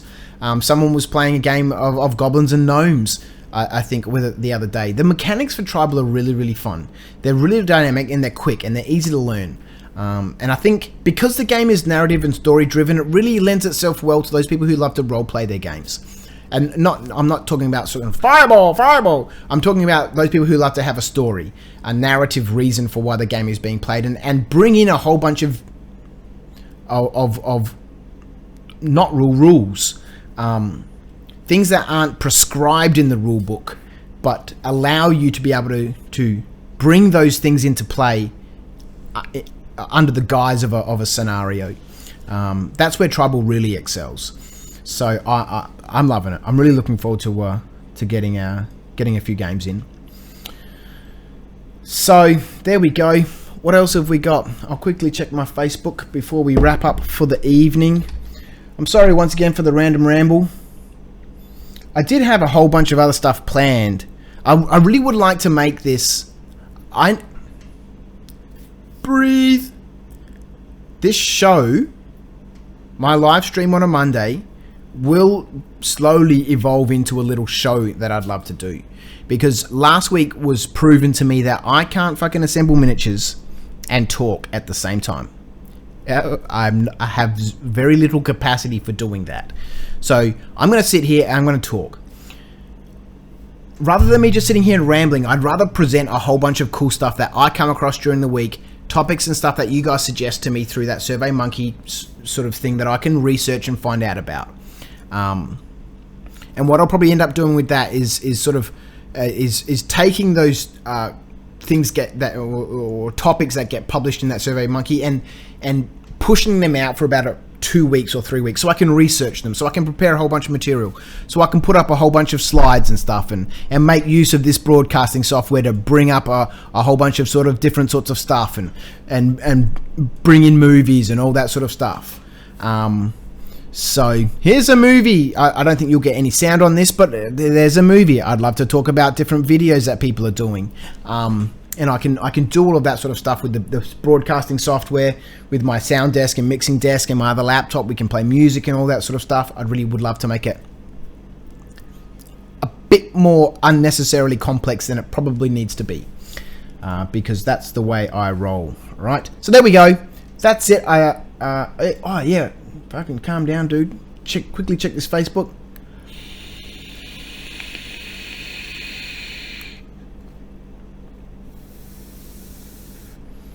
There is nothing on the Facebook. That's it. Unless there's nothing else, I hope you all have a wonderful week. There we go.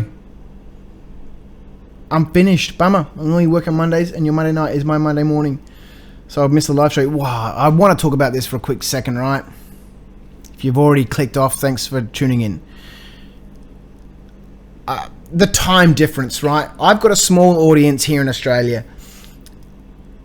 My YouTube statistics, my analytics, most of my audience is in the UK and in the US. And those two places have two completely different time zones. And then we have a completely different time zone. So, look, that is one thing I'm thinking of doing. Is getting up at sort of the ridiculous hour in the morning of 4 o'clock or whatever for the UK time, and then I'll run another late show for the US at a different time during the week. I don't know. I love live shows because it's easy, right? You put the camera on, off we go, and we get out of there. I'm out of here, guys. Real quick. Who does Tribal? Mana Press. Mana Press produces Tribal. They're a very, very small company, very, very new company. You'll probably only find them on Facebook until they organise a website, or I organise a website for them. That's it. I'm out. Thanks very much, guys.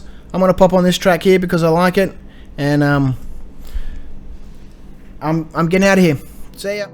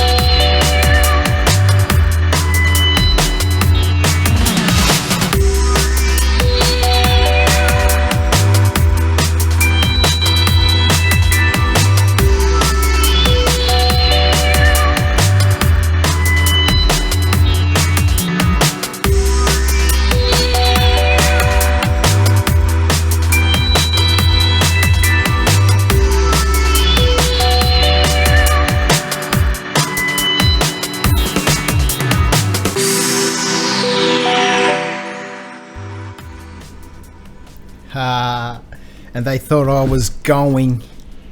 Alright. So, if you're still here, thanks for hanging around. I thought, why should I cut the stream short if I'm going to be here anyway? So, I'm going to try and assemble some of this stuff, right? I was going to get this put together by one of the chaps in the bolt action community. I'm going to assemble this British starter army from Warlord Games. Why not, hey? Keep things rolling along. We've lost a bunch of our viewers, but that is okay. Now my pressure to ramble is off, right? And I can sit here and work on some stuff and have a gentle ramble and watch these comments and chat with anybody who pops something up. So if you're still there, thanks for milling around. Let's get a little bit of background music on. Hang on a second. Let's see what we've got here. We'll put a little bit of this background music in. There we go. That's probably enough just to keep everything happy. Right. So we need clippers. Now. Alright.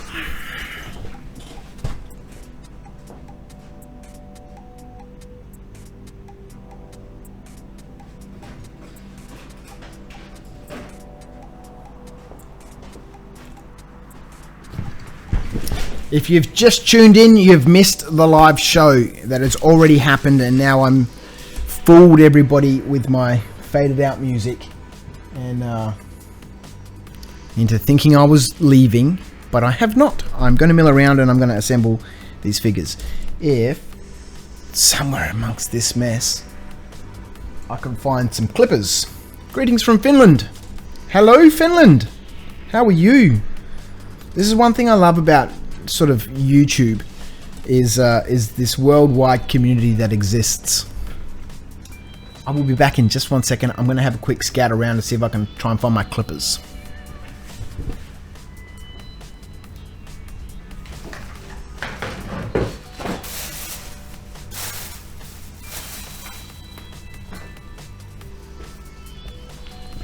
Whilst I do that and make a whole bunch of noise, here's some music. Right, let's find a good track that I like. Where is that track from Movox that I really like?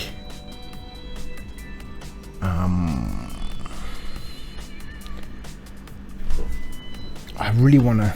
I can't hear it anyway, so it doesn't matter. I'll put this on for you.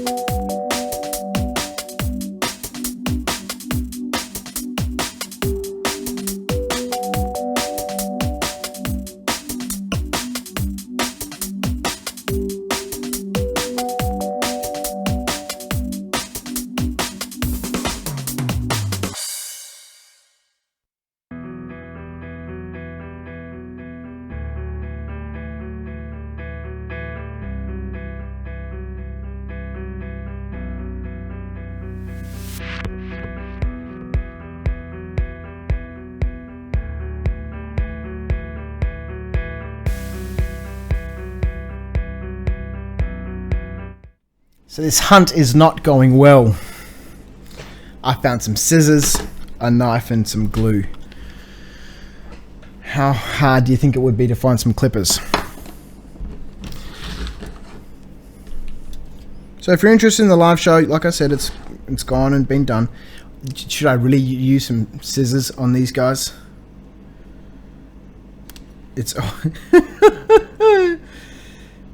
It's really all I've got. This is ridiculous. How do I not have a bloody toolbox here with all my tools in it? Or have I put them in something and moved them somewhere? Anyway, what are you guys working on? What projects are you... Let's get a big knife out, right? Because that's going to make things easier. Jesus. What things are you working on? What's keeping you excited in your hobby world so far?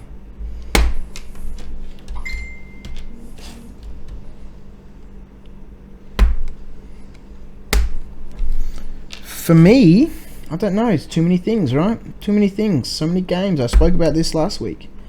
So many games coming out, so many things that you're interested in doing. For me, it's Gates of Antares, it's Tribal. They're the two things that I'm looking at the moment. Lots of games that I'd love to be looking at. And I guess this touches back on one of the topics that I missed last week. And I still have that slide from last week milling around. Here it is. That topic, right? Games I'm starting to play, games I'd like to be playing. There's bodies. We've got out bodies. Is I'd like to be playing a shitload of games that I'm currently not playing.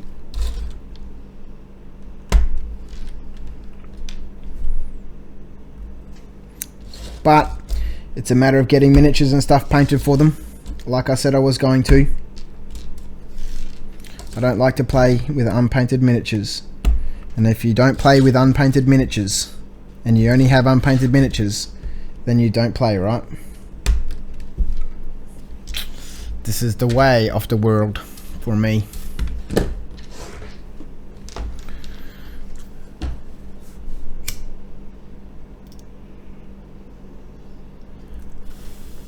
What sort of plastic glue do you guys use?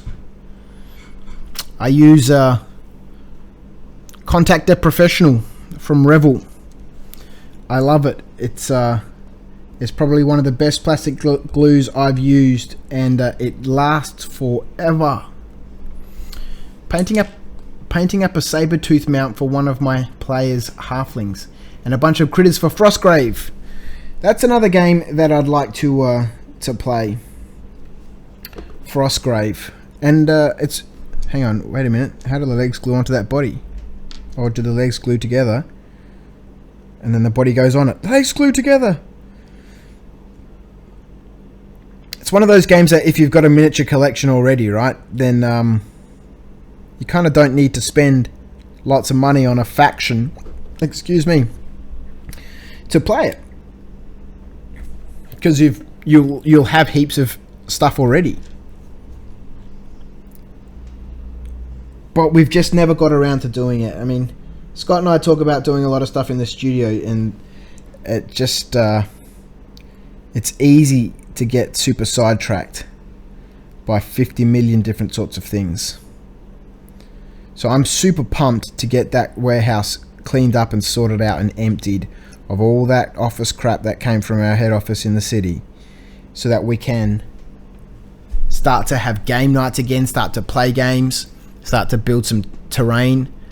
I mean, that furniture's taking up a shitload of space. It's a big warehouse, but by the time you fill up 3 of the main areas, we had to pack up our gaming hall. No more games. We had to pack up our 4 6x4 tables and move all of our display tables and all stuff, pack them all up.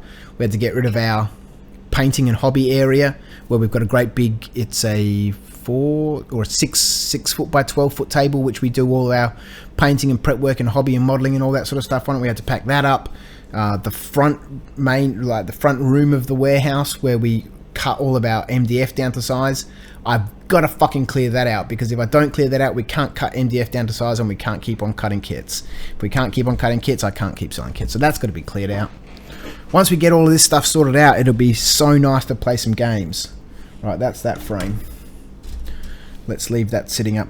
Oh, like this sprue here. What is this doing in this box? I know you can't see what's on this sprue very clearly because the quality is crap, but for some reason in this box of World War II British soldiers is this foot sergeants from our Fireforge games. These figures are great for Frostgrave. Even with very little modification, you could use them.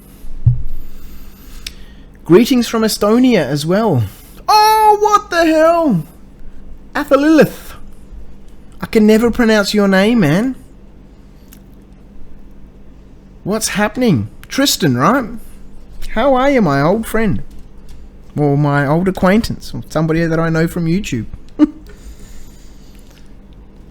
There's so many channels that I need to get back in touch with and pick back up again.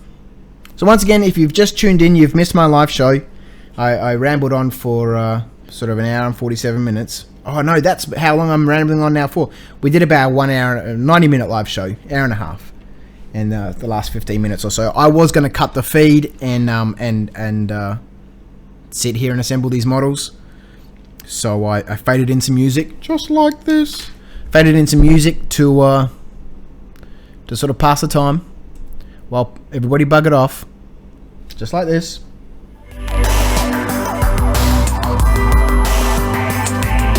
But I decided not to do that, and I just wish I could hear that music. I can't hear the music unless I'm wearing those headphones, because it's coming through my mixing desk, right? And then there's a slight delay on this, which then confuses my brain about what I'm saying, and affects my ability to talk. If you listen to yourself back with a half a second delay, you start slurring your words. You start slurring your words. So I can't hear the music, unfortunately. But anyway, sure be it. Painting the Tyranids from Shield of Baal Deathstorm. Very nice. Very nice. This is what I hate, right, about these sprues, is all of these separate left arm, right arm, and there's a little sheet somewhere, yeah, which I've lost, which tells you which arms go with which weapons, because it's one of those games where different weapons go with different arms, and then if you clip everything out, then you're in fucked up land, right, where you're forever looking for the left arm that goes with the right arm, and then the gun that goes with that combination of arms. I don't know, maybe I'm overthinking it. Maybe I just need to cut stuff out and glue it together. Oh, it would really help if I had some clippers instead of some fucking scissors and a massive knife. How is it possible that I have no clippers? The drama.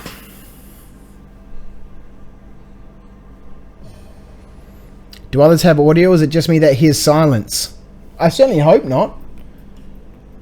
My soundboard says there's sound coming out.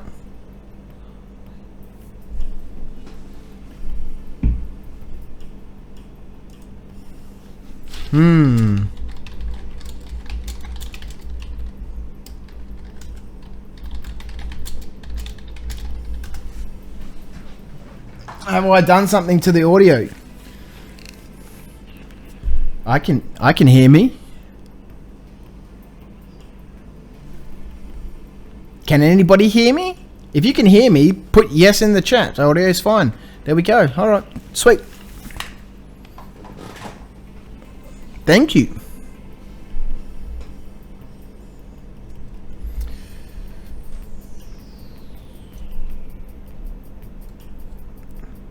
Maybe I just need to chop them out, right?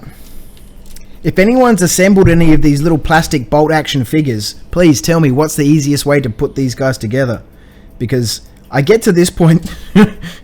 I get to this point where I chop out the little man, right? I cut the body out of the frame, and then that's about it.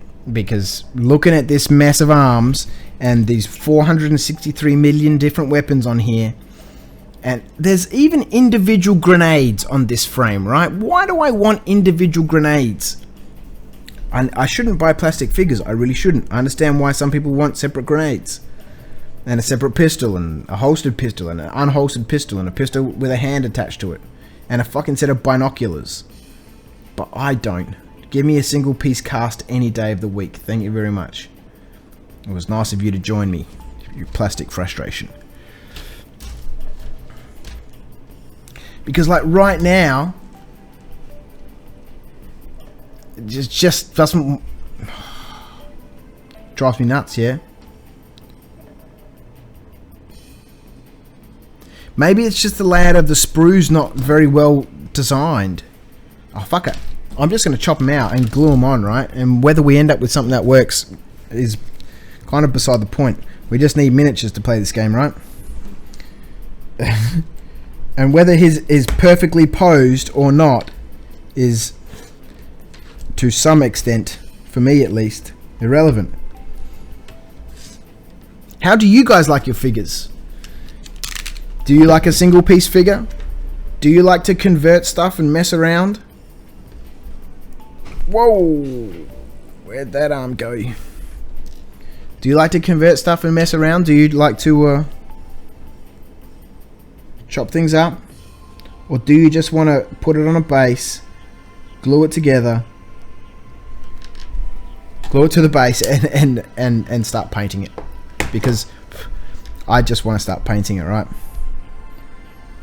I don't have the time, the patience for this sort of stuff.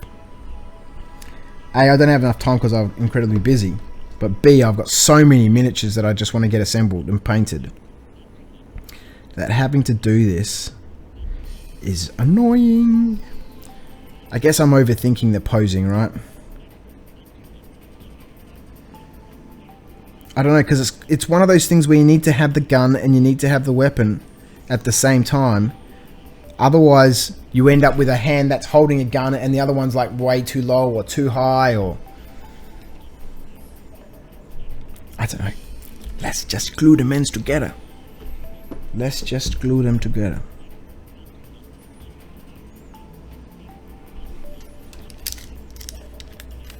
Arms for a standing up body, arms for a sitting down body.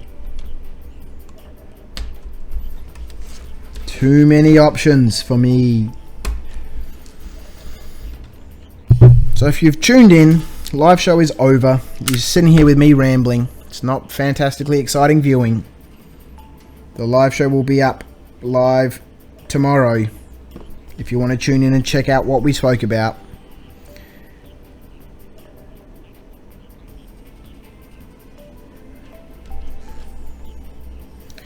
But otherwise, here we are.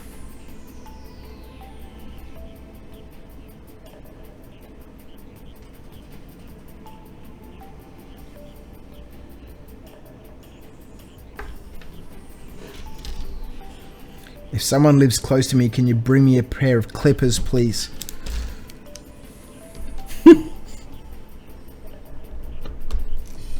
This is working out. This is working out. So what other exciting... Oh, don't do it that way. You'll snap his hand off. What other exciting games are people playing? Has anyone found anything new? Anything that I should be having a look at?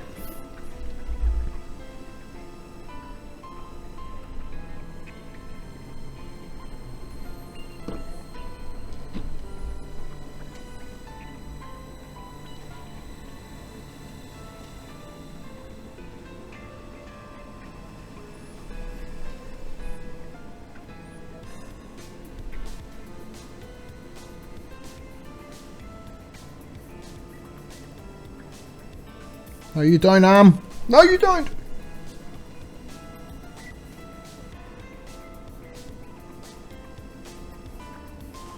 Do you guys have sort of dedicated hobby space? Is it a no vacuum zone?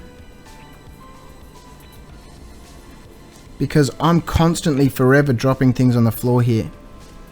And nobody vacuums this room except me.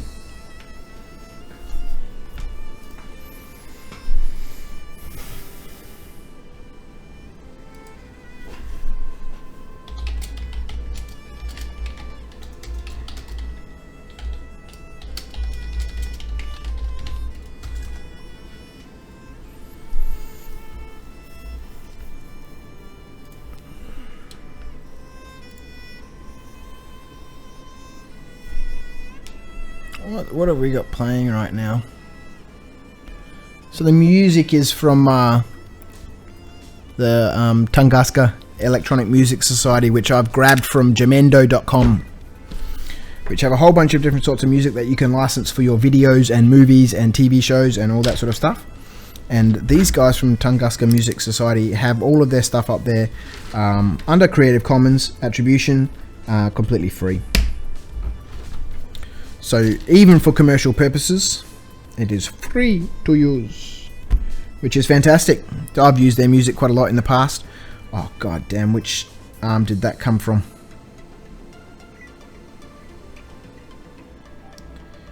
No, you don't. No, you do not. God damn it.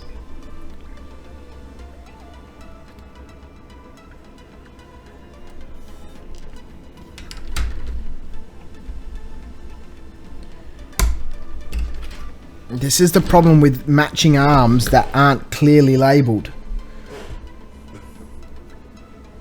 If you cut one off the sprue and you don't remember which one is the matching arm, it's a problem, right?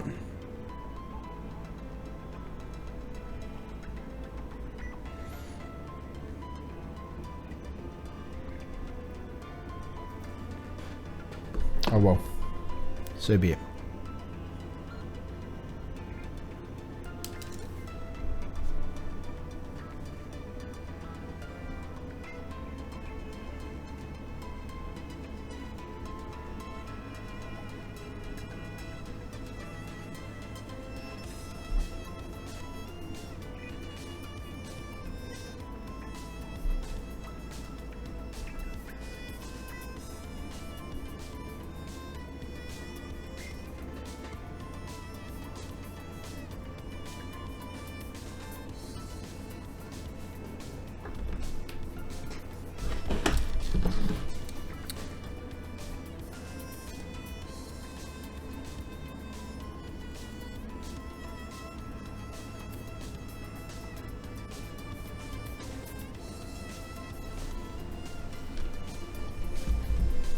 Neil, how are you, mate? I did answer your question. Where was your question, right?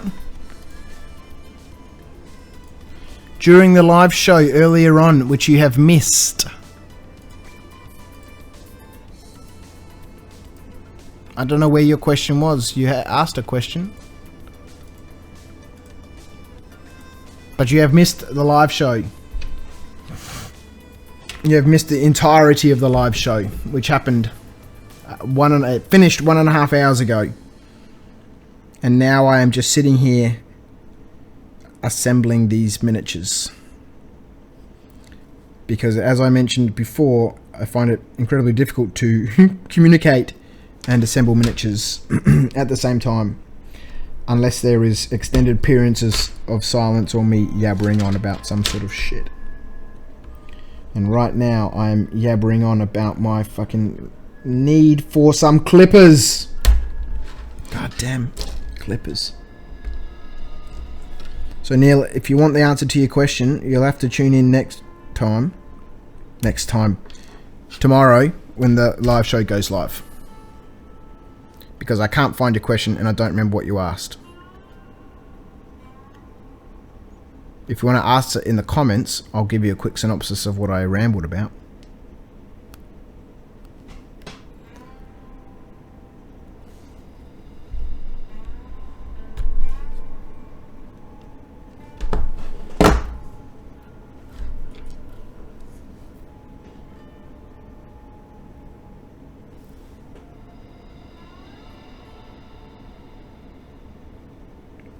Yeah, I'm fairly certain the rest of these figures are going to the assembly guy to fucking well get assembled.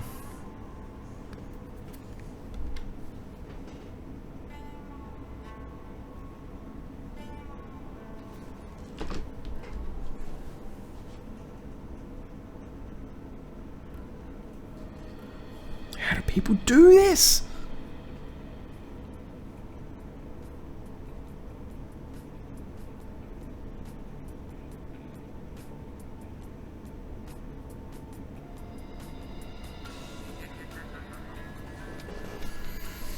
Right.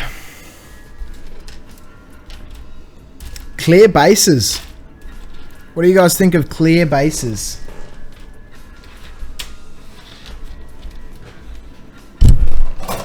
It's a bank holiday in the UK right now, isn't it? That's right. And it's my little nephew's birthday. Bank holiday. What is a bank holiday? I think they're public holidays. I think that's what we call public holidays, but I think... yeah. This is what happens when you clean shit up. Not that this place is clean. I think bank holidays are like a different from a public holiday, right? You still have public holidays in the UK, don't you? Where you sort of, the day is for something. And so you have a public holiday. But a bank holiday is when the bank actually closes or has a holiday. And so everybody else closes down because the banks aren't running. I like the ones the guy in WW40K uses. The bases. The guy WW40K. What is that?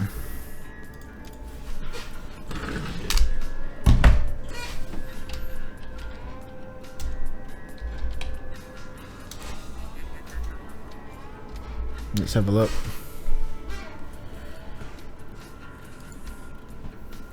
It's a blog.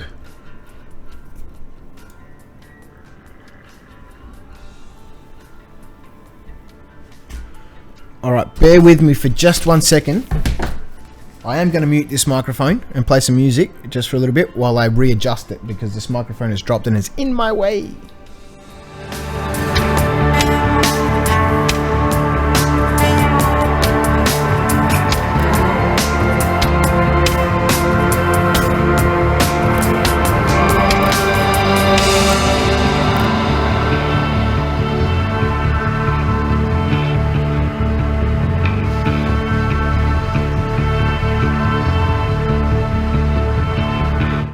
Okay, sorry about that. I just couldn't get my hand underneath that microphone. Uses clear bases. I like clear bases. I'm thinking that I might move a whole bunch of my stuff to clear bases. It makes it a little bit easier. WW40K, Australia. What the fuck? I think it makes it a little bit easier because you don't have to worry about modeling a base and all that sort of stuff. And the miniature really gets to show through more than sort of the base, so to speak, affecting how the miniature looks.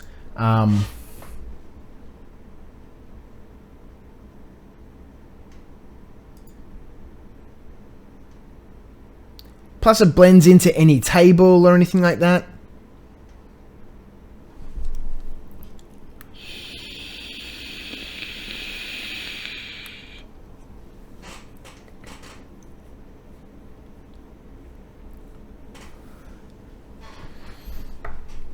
Okay, so he's got a YouTube channel full of lots of stuff. Oh, and there's some bolt action stuff on here too.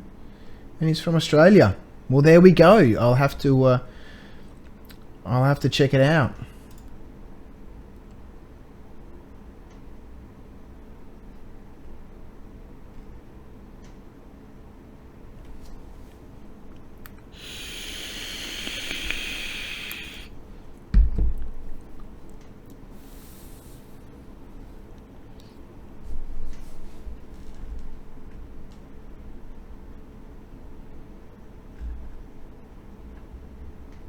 Got a whole bunch of 40k stuff on there, and the smatterings of bolt action.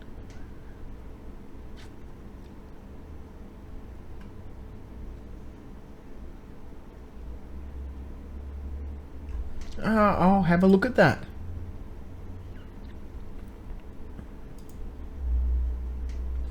Well, thanks Neil, I appreciate the link off to that guy.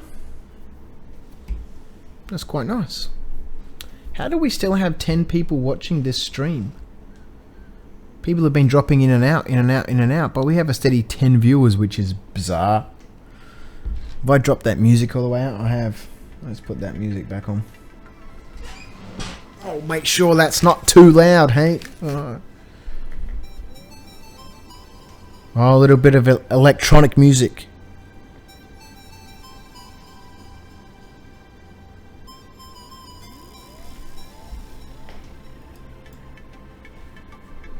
Okay, I want to find one track that I really like.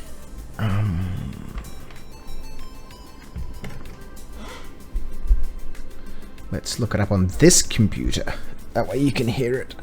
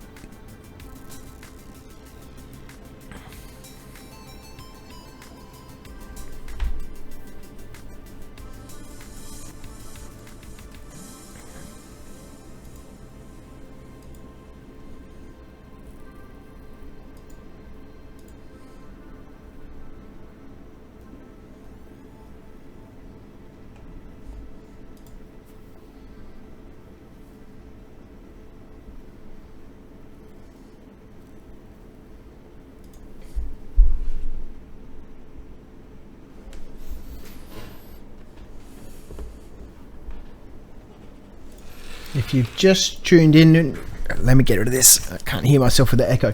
If you've just tuned in, you have missed the live show. Let's do this, right? Let's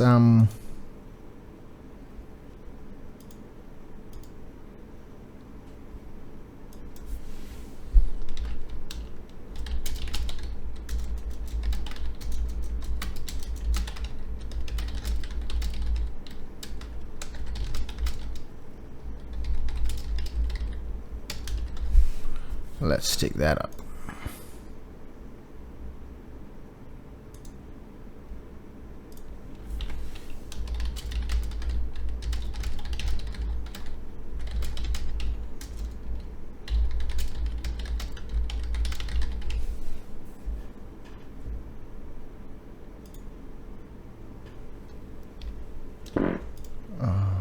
Okay.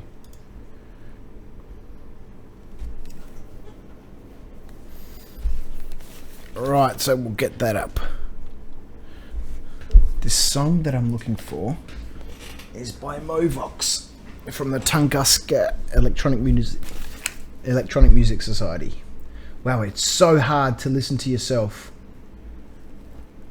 talk when there's a echo going on, because there's a slight delay between the microphone and the audio going through the mixing desk and then into the computer and then back out through the computer and then back out of the mixing desk. There's a fractional delay, which is super confusing.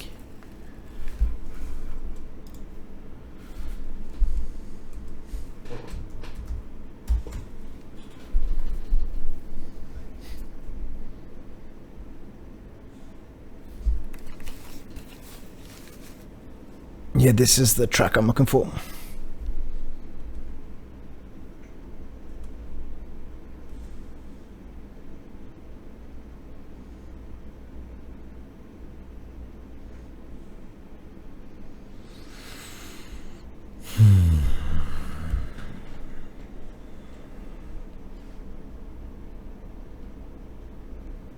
Come on, internet.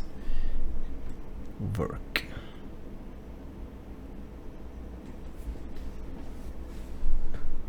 Let's get some heads for these little men.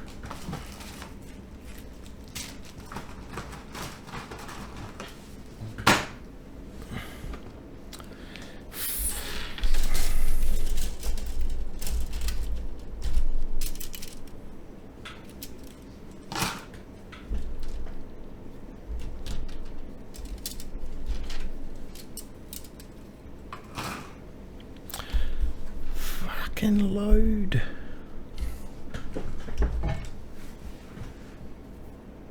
Even the hats. There's heads and then there's helmets. Separate helmets. Really?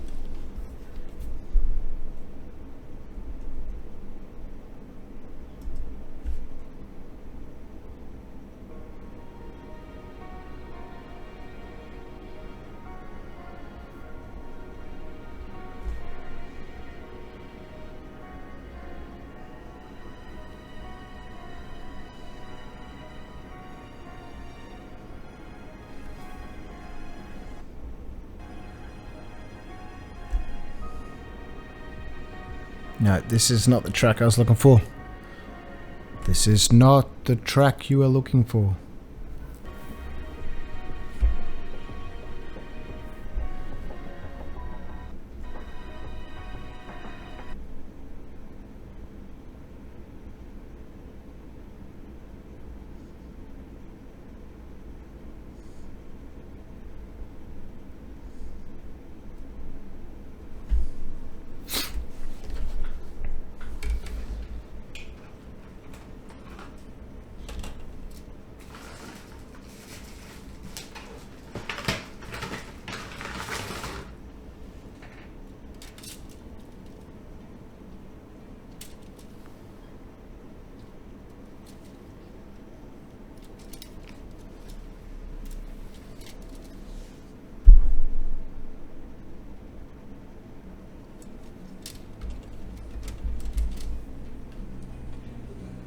Ah, this is the track. This one is by Movox, called Who Are We?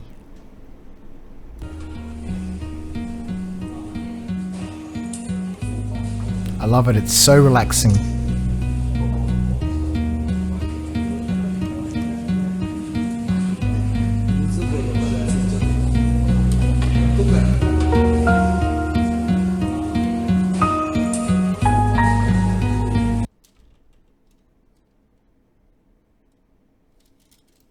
What just happened?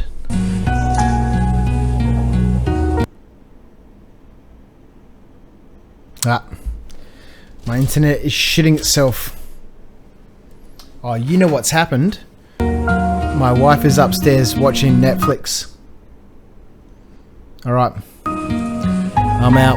Thanks for tuning in, guys. I'll catch you next time. See ya.